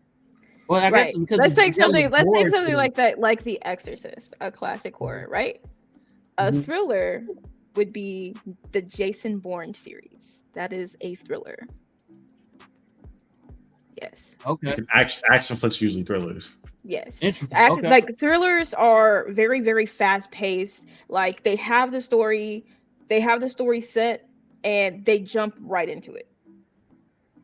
Where the horror is setting up the suspense. It's setting up like it's the monster. Like the monster is the most important part of it, and they're trying to like freak you out. So they do the slow things. Yeah, it's an action thriller. So like they do the slow things, like the creeping of like the stairs. So like I think the best example to put up against Jason Bourne would actually be The Invisible Man that came out not too long ago, a couple years ago. Where they have you building up anxiety. Like you have no idea if he's standing right here next to her while she's standing in the kitchen, or if she's just in the kitchen by herself. And that's like the terrifying part of it, because you're like, where the fuck is he? Type shit. And then you find out he's way on the opposite side. He's actually not even standing over there. You know what I'm saying? So it's like the slow build up versus the fast pace is the difference between the horror and the thriller, other than whether they decide to use like a monster or it's a slasher or something like that. And that's the key thing, is just the pacing of it. Because I think to your point, as far as like during the climax of horror movies where niggas are running and all kinds of shit's going down, but that's the climax versus, especially in Saw, where in Saw, literally each trap, they're like in the room, they go through the tape, they go through reflection. And it's just that slow build up to them like freaking out and finally dying in the trap. And it's how every trap, it's a slow build up of them waking up. Suspense, right? But see, that's what I'm saying. So like when it's gonna come. Well, I'll bring it up. I'll bring it up when it comes up. Yeah. I think the scariest part for me when Saw came out was the end. Horror thriller is classified as a horror thriller. Which one? The Menu. The Menu. Yes. Yeah. It's a horror thriller. Yeah. I would say so. Yeah. It's not like too much of a slow burn. They just like jump into it. But I think the scariest part for me, and actually it's what got me into the Saw like films, other than the fact that I absolutely love every single trap, every single one of them. My favorite one being the cross, where it turns like. Shut up. That was perfectly placed. The cross trap, where each one of the body parts gets turned separately. The rack, where each body part gets turned separately. But other than that, and the first Saw, when they go through all of that and they're in a locked room with this dead body who turns out not to be dead, and he just gets the fuck up and leaves. Game over. I was like, excuse me. Hey, that shit was wild, bro. You thought how you like before the mannequin challenge came out, bro was pulling the best mannequin challenge. I was like, excuse me? Terrified. Like you just stayed here for an hour and 30-some minutes and didn't move the whole didn't breathe. Talking to people through these speakers with your dead body sitting right there. Oh my god. When he got up to leave, when he was getting up and he was pulling the stuff off, and I was just sitting there like jaw dropped, and I was just like, nah, bro. I think I would have had a heart attack. The thing I love about the Saw movies is because there's multiple black people in the film. I think there's 2 black people that survived in the films, I believe, and the third or fourth was another detective. Spinoff that Chris Rock was in. It's my Spiral. That show was so ass. It Oh my was. God, It was so really bad. bad. For the waste of Sam Jackson and Chris Rock, nigga. I It was so pissed. a true waste. But yeah, I guess you can count them. Well, I don't think Chris Rock survived that one. I think he died at the end of that. I can't remember. It was either both of them died or it was just his dad. I can't remember. Right. But yeah, Detective Riggs from the third one also survived. Mm-hmm. But the thing I love about this is kind of to my contrary point earlier when it came to the Hood movies is that at no point through any of these Saw movies a black character's focus is on a stereotypical trait. It's them as people. It's a character study.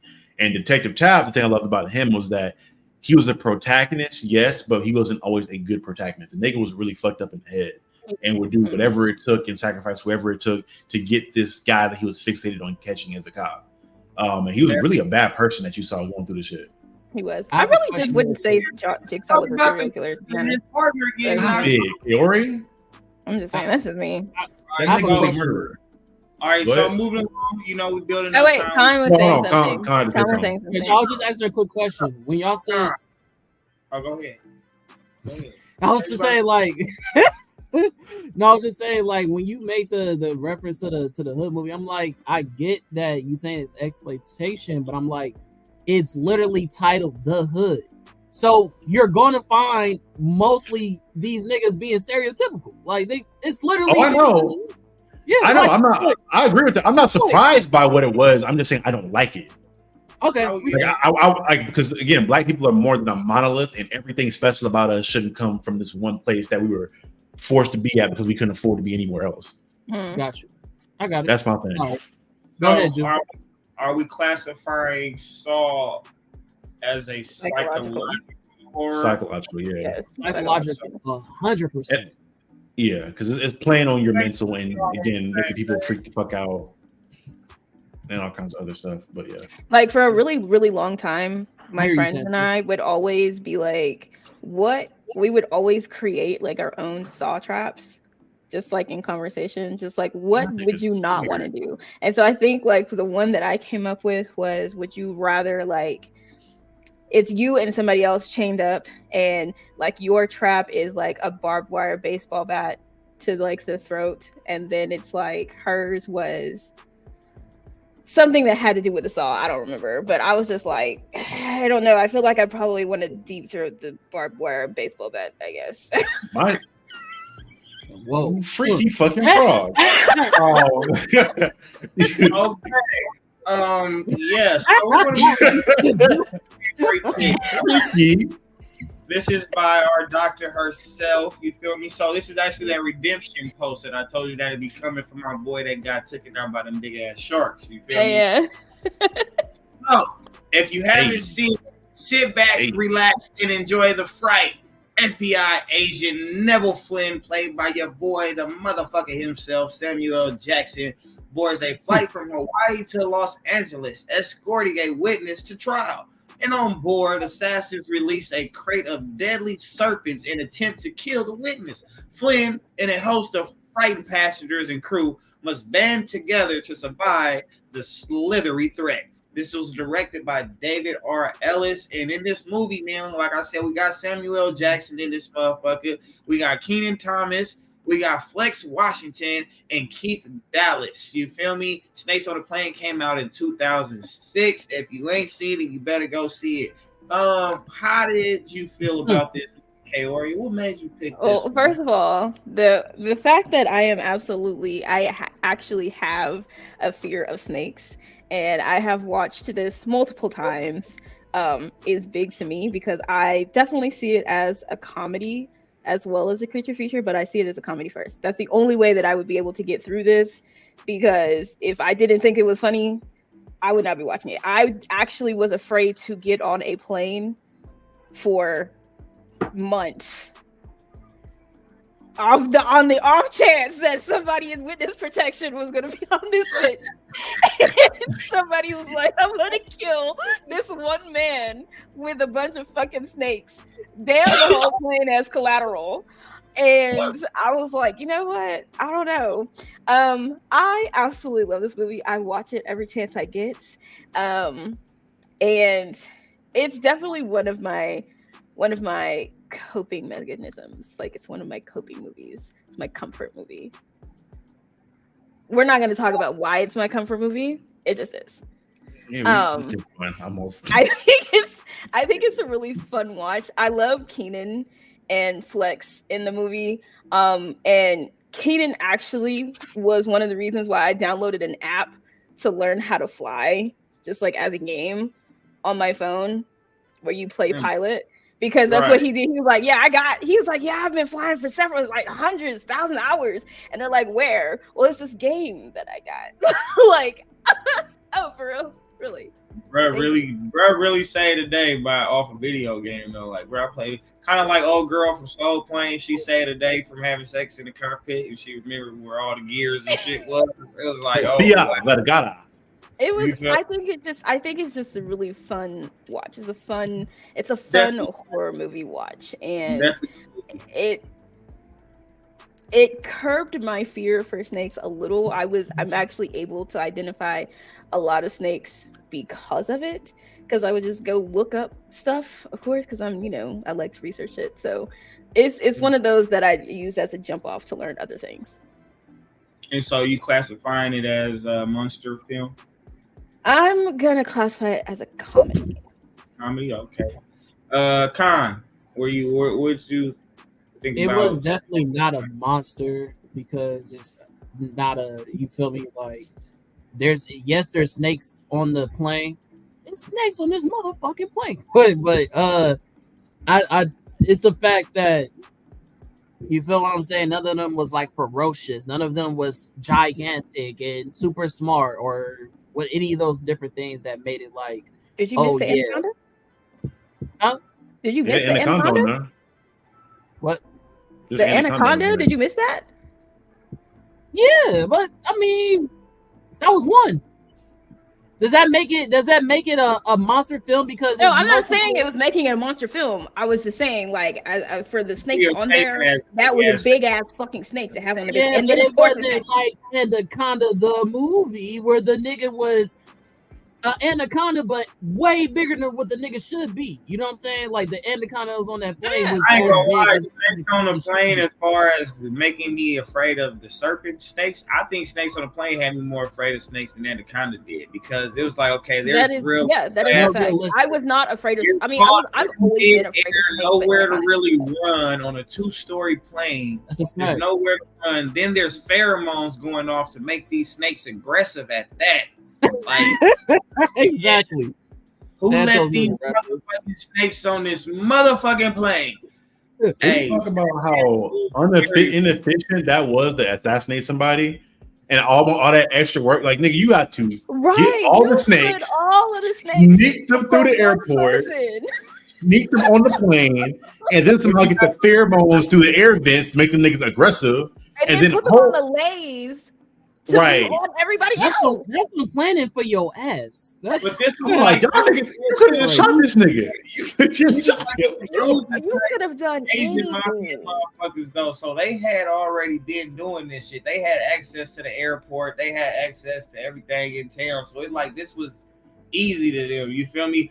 This was an organization where if bruh told the whole organization was going down, so they been doing big ass murder jobs like this, getting rid of witnesses and shit. You feel me? So, but see, and that was the thing that I think that scared me the most when it came to like me being on a plane is that you are willing to have all of this collateral damage for one person, and getting rid of witnesses is one thing, but all of us on this plane are not fucking witnesses, my guy. I don't know you and I don't know him, so why are you killing me too just because he decides he gonna get his ass on this plane?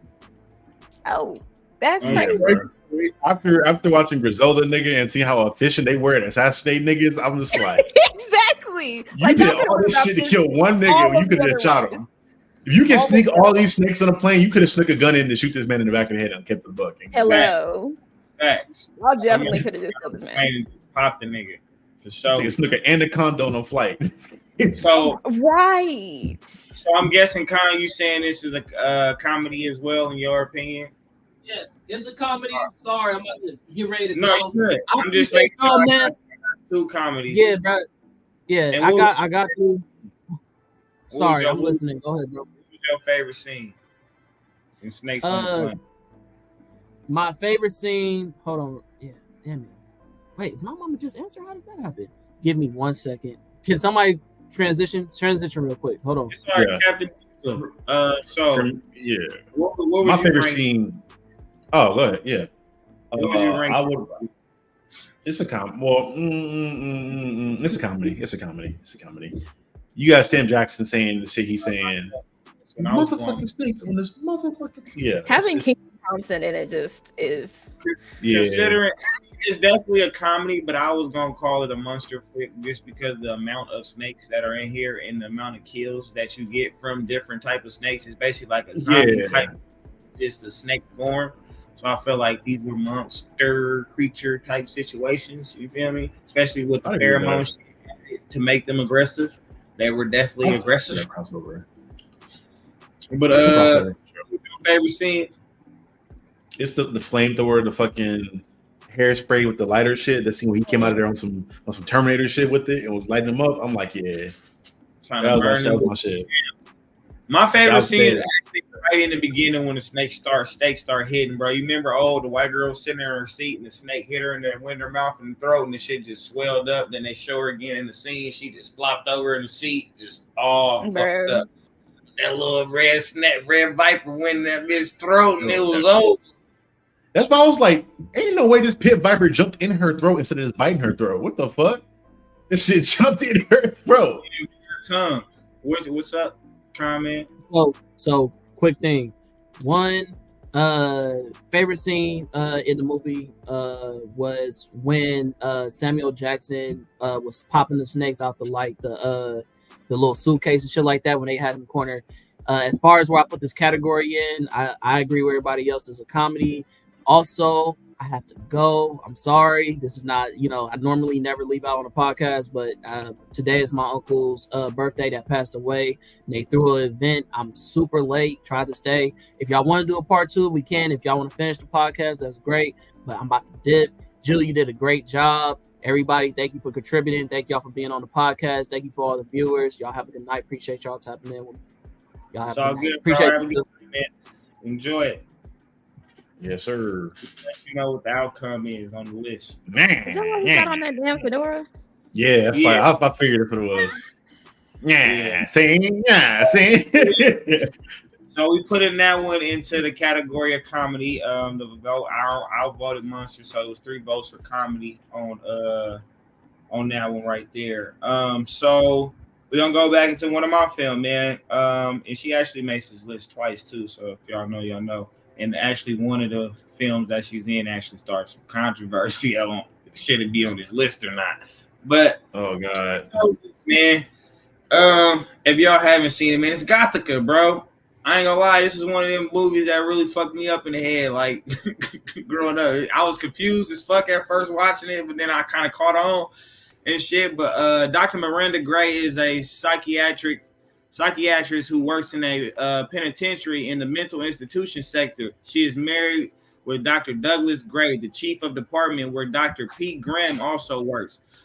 Chloe Sava, a patient of Miranda, formerly abused by her stepfather, claims that she is frequently raped by the devil in her cell. After leaving the asylum in a stormy night, Dr. Miranda has a car accident, and when she wakes up, she is an inmate of the institution.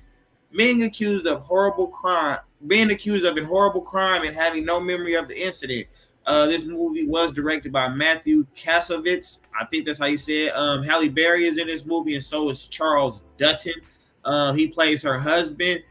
This movie is Gothica, came out in 2003. This is one of Halle Berry's more dramatical roles, I will presume, in my opinion, as far as the shit she did in her career at that time. So Gothica, bro. I don't know if y'all didn't get it from what I read. Everybody here seen it, right? Y'all seen Gothica? Not ever finished it. I only saw like the first 15 minutes. You missed the first 15 minutes. I've seen it. I've seen it, yeah. All right, so Gothica, like it says, bro, she's a psychologist, basically. So she's a little therapist to the patients in there. It's a women's institution at that, mainly. So I don't think it said that in the little thesis. But so, boom, come to find out, bruh, the devil that this patient of hers is getting raped in the cell by is her husband and one of the guards at the institution.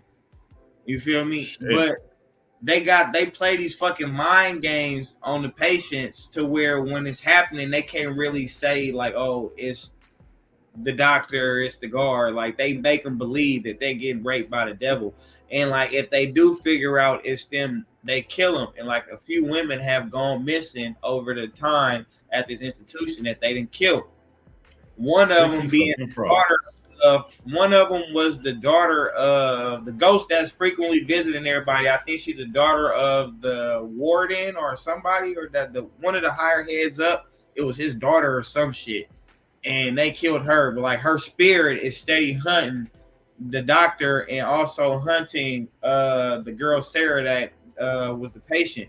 And this little crazy white bitch be popping up everywhere. You feel me? It was some crazy shit, bro. She started like carving shit into the arm of Halle Berry character and shit, but they kind of said it was her. Like when they was watching it on screen, it looked like Halle Berry was just tweaking out. But in reality, this fucking spirit shit was sitting there basically torturing her, trying to tell her a message like, hey, it's some shit going on here that you should know about.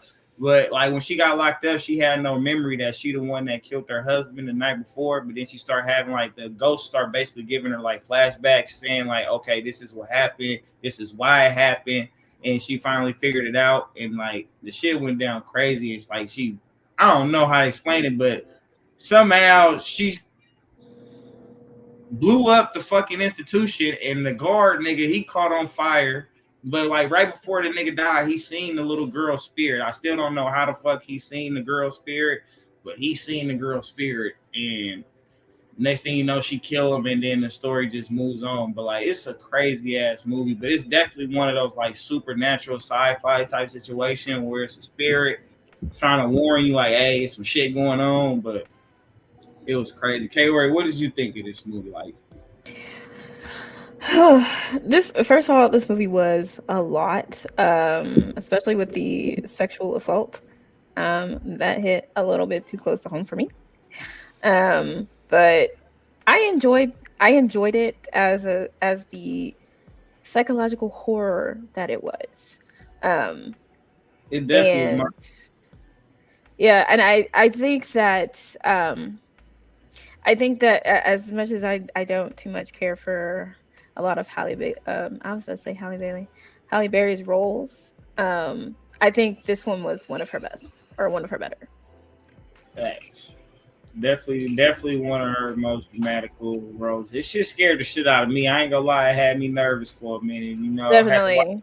Because when I first watched it, I really, like I said, I didn't understand what was really going on at first.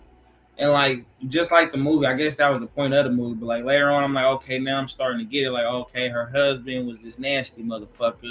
Then this big ass guard, when she kind of basically, he gave himself up so fast. Once she told him what she figured out, he automatically was suspicious. Like, oh, so you saying that this person is this and that they might be this, but what if they're this? And then next thing you know, he choking the bitch out and they fighting, and somehow he came out of his uniform shirt and he chasing her around with no shirt on, and like it was some wild shit. Like it definitely focused on the Me Too portion of like women's situation. Like, you know, that this weird shit definitely happens to women, and definitely in institutions It's like more that. so, I think what really kind of triggered me was the fact that, in that regard, is that of course they didn't believe her because she's in a psychiatric facility.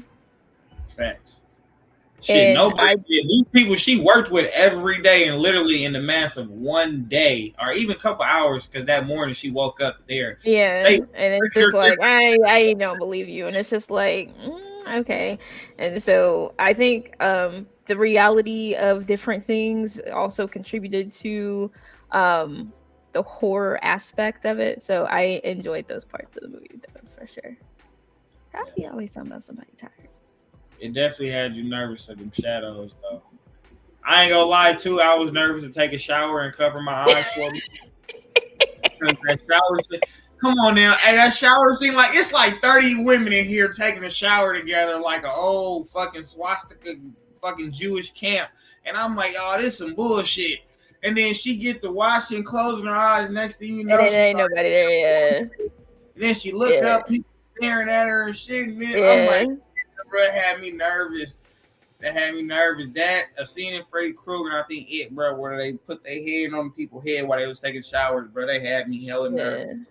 Like when you watch, I think the one shower scene that's always had me nervous, which is when like if I ever have to wash my hair, I don't want to do it in the showers from The Grudge. When the hands come, I'm like, not in the back of my head, like please. Yeah, that's how. Yes. Diesel, you have to finish Gothica. It's actually it's dope, bro. It's actually a quick movie though. The movie is quicker than what you think. But it fucked with you enough that it seemed like it's a little bit longer. But I think the movie's only probably like an hour. It's only like an hour and a half. Yeah, I've heard good things about it from whenever I've seen it. I've never. I think I started it with my granddad, and he was like, "Boy, get the hell out of here! You're watching this shit." I never watched that. Not get the hell out. Outside of me and Kaori, so we're gonna definitely put Gothica in the psychological pocket, right? Yeah. Yeah, because that was some mind fuck shit right there. Like to, yeah, I'm cool on all of that. I'm cool. I tell you something about being contained, bro. I was in solitary confinement for 2 weeks, bro. After the 7th day, I was fucked up. Ain't no fucking way, boy. I ain't making it 2 days in that bitch. Nigga. Solitary? Hey, I don't know if I'm making it a day, boy. It ain't no fun, trust me. It ain't no fun. All right, look. So, all right, I got one. This is on my boy Charlie list. Is actually the second oldest film that he chose. He kept it pretty modern day with his. If I can find it, I will. I don't remember my damn movies for a second. I think Saul. I thought Saul was the oldest one first. Oh, I think I know what it is. Mr. Jimmy. So man, y'all know, man, my nigga, man, Mr. Jimmy Bones, played by Snoop Dogg, is a legendary protector and patron of his thriving neighborhood. Cool, handsome, and respected, Bone is the benevolent caretaker of his people until he is betrayed by those closest to him. Flash forward 20 years, crime and drugs have crumbled the neighborhood, and Jimmy Bones has become a charismatic emblem of better times. But his spirit is about to make a comeback. This movie was directed by Ernest Dickerson and features Bianca Lawson, Pam Grier again, Clifton Powell, Khalil Kane, and Merlin Mondezer. Bones came out in 2001, man. So this is another oldie right here. If you haven't seen it, this is also another movie that's a rapper turned actor, and it shows his acting abilities. I mean, it wasn't nothing crazy. Don't get me wrong. Like, I ain't about to say this nigga had an Oscar, Emmy winning role or nothing like that. But for the most like sports and gangster roles that we had seen Snoop Dogg in prior to that point, I think this definitely kind of diversified his actor's palette a little bit. It's pretty much a pimp.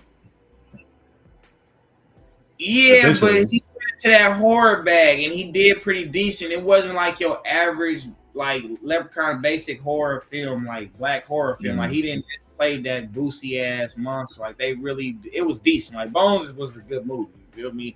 So that's why I said like he went into his bag versus a lot of other shit you see people do. Brad did his shit. What y'all think? My favorite scene is always gonna be. I even put it on the poster, bruh. When he had that nigga Clifton Powell at the little zombie wall, bruh. Yeah. That nigga head, and he was like, "Oh, hold on again, nigga. No, let me go. I'm sorry." Hey, and then my second favorite scene is the other real pimp nigga with the curly hair. He was in there about him. He was like, Jimmy Bones, that's you, nigga. I thought we killed you. Next thing you know, you knock bruh head off. You pan out to the scene, and bruh still talking with the headless dude, and then he goes stick his head in the wall. Like, them my two favorite scenes in that. And I ain't gonna lie, I'm gonna have to, cause it wasn't a comedy, bruh. I just felt like them was it was funny a comedy to me. I haven't seen it. So. That shows you haven't seen it. This is when I think you'd enjoy this one. This is fun. And the practical effects in this are spectacular. Hey, also this nigga Jimmy for sure from Black History Month. This nigga killed the white girl in the background for no reason other than she was there, nigga. That nigga see the white girl there off screen so fast. I was like, damn, she was just there. What the fuck you killing for? Peaches. She didn't have a name. Peaches. It was like Snow Bunny number 2, I guess. He was calling her something. She was dumb for. He kept calling her name, bro, and then he finally seen like it was blood and shit. He was in a barrel. That nigga folded up in a barrel, some shit.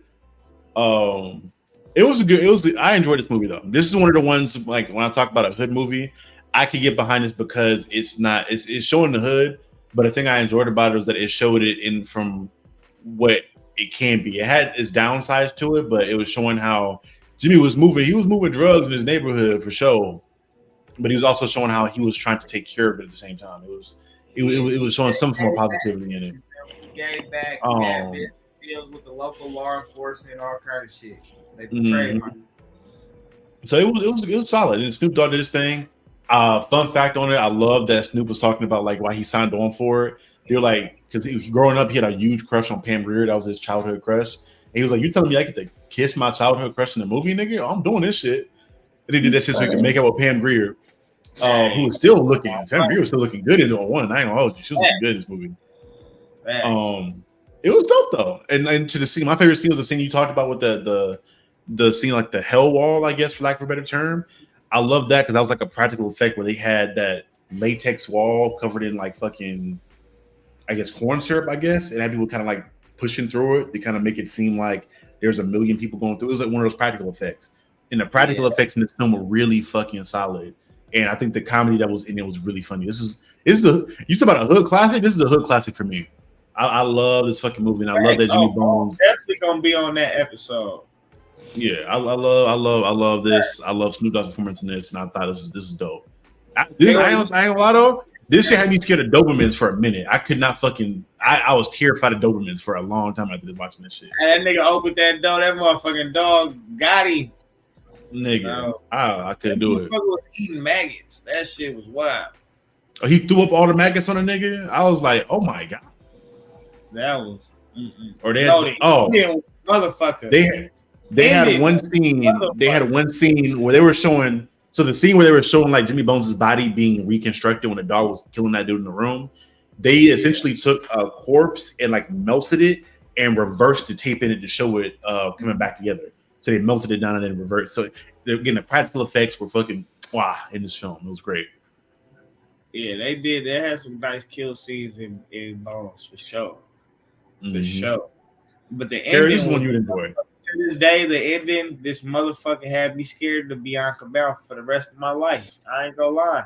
Bianca Lawson is one of them baddies. You feel me? Say the Last Dance, all that shit. Hey, when she went to kiss bruh and she opened her mouth and all the maggots came out at the end, I was like, oh, I never look at you the same. Can't do it. No, they fucked me up. I don't like maggots. No. Bro, that shit was wild. That was nasty. I think you like this one, Kaori. This is a solid one. But me though, man, I'm gonna have to. I mean, it has some funny moments. Don't get me wrong, but I really think it was on some sci-fi shit. Like it was a real sci-fi type, not psychological, like sci-fi. Like it was definitely. It sounds more supernatural than anything. Yeah. It's like if you're gonna put it if you're putting supernatural like the monster area, it's like around there.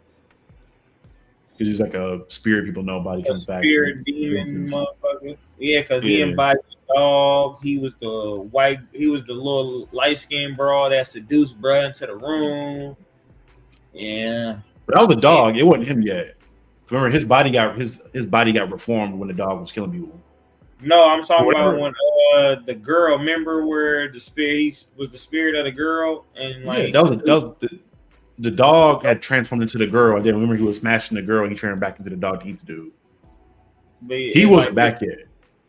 It was like physical touch, though. I'm saying, like you can actually touch it wasn't like that. Yeah, they never really explained that because somehow he had like a portal to hell in the house too, and it was doing. I'm like, I get he a ghost, but why is he a king of hell or some shit? Why the fuck does this nigga have all this shit in the He house? went down there and pimped out hell like Spawn did, nigga. I guess. So and shit. I don't know. I don't want to put it in comedy, bro, because to me it wasn't comedy like how Leprechaun in the Hood was. Like this wasn't really comedy. It was just it had like one or two funny moments, but like it was a more serious film to me for them. You feel me? It just had some slight funny moments. I am mad at it. I'm not mad at it. So what you want to say? So we gotta put it somewhere. We can go with the monster thriller thing, whatever the sci-fi thing was for Ghost that we put. I can't remember where we put the spirits and Ghost at. Yeah, with the monster, we'll just leave it in the monster bracket. That nigga Bones was a motherfucker, man.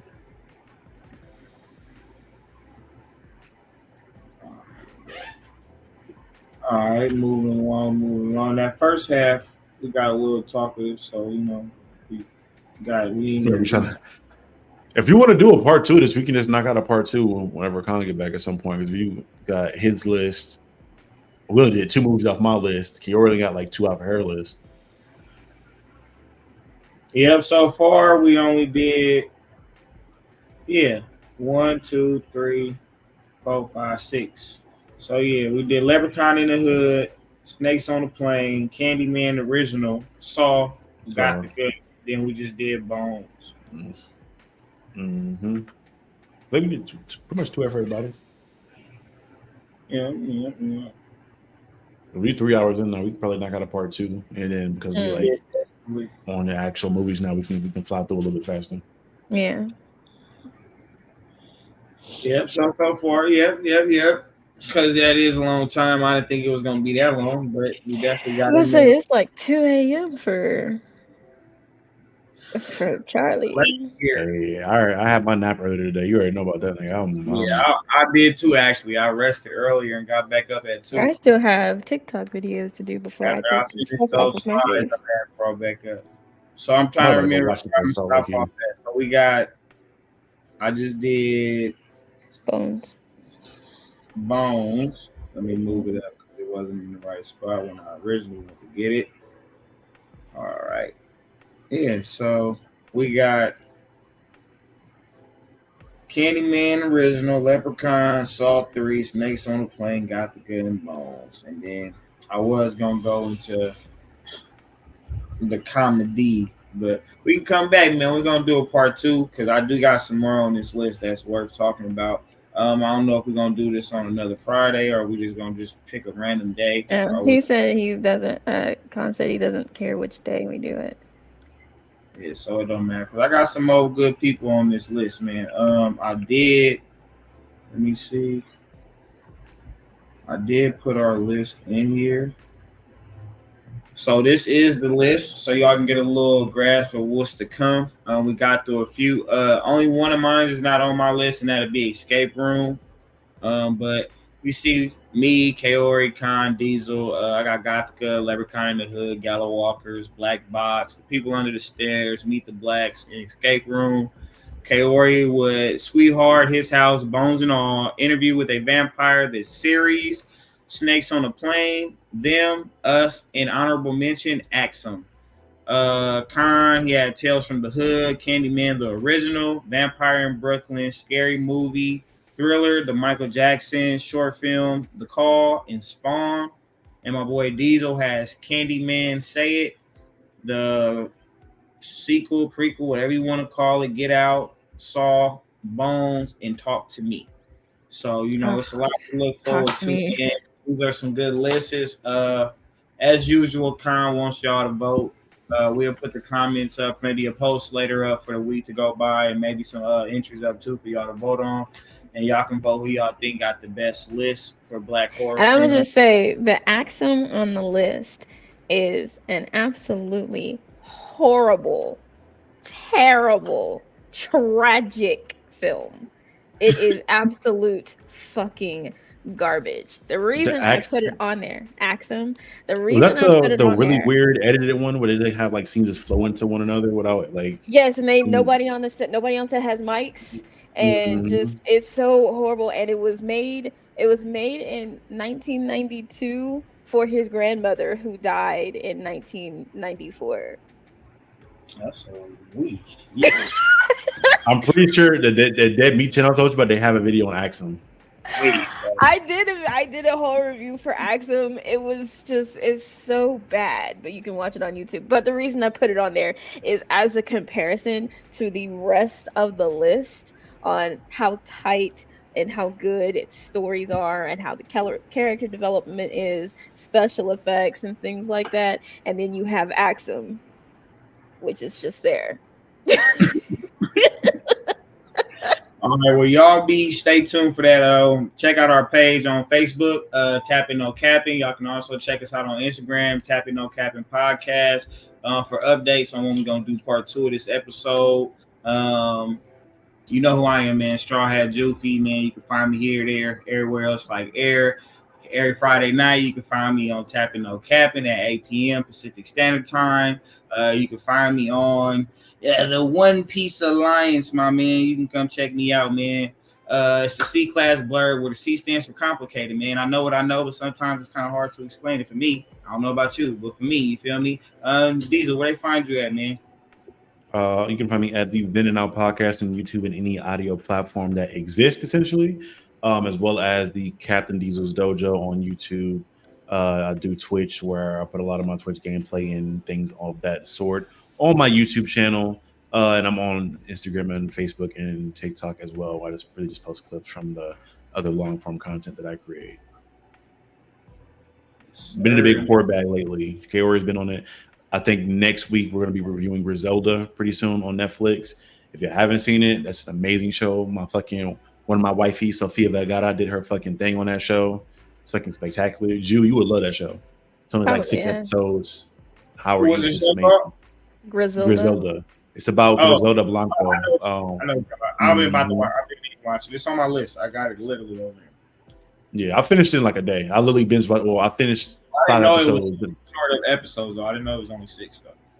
It's only 6, and it doesn't feel like 6. I ain't gonna lie. I went through them fast, but it felt like it was longer to me personally. Are they like Interview with the Vampire, like hour episodes? Yeah, like an hour or like 45 minutes to an hour and some change. Like an hour and a half, I think, for certain episodes. Cause I can't wait till we get to that shit. Cause that's a good ass show. Don't get me wrong, but it was a lot of shit. This was like sus. Well, because it follows the book more than the original movie did, and so it's very. And I love that movie, Brad Pitt. Interview with the Vampire. It's much closer to the book.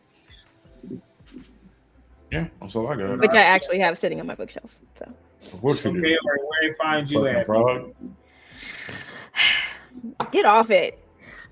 You can find me, of course, at Witchblade22 on Instagram, Nerd on the Street for Life on Instagram, Nerd on the Street on YouTube, as well as Apple Podcasts, Google Podcasts, Spotify, and coming soon to iHeartRadio and Pandora.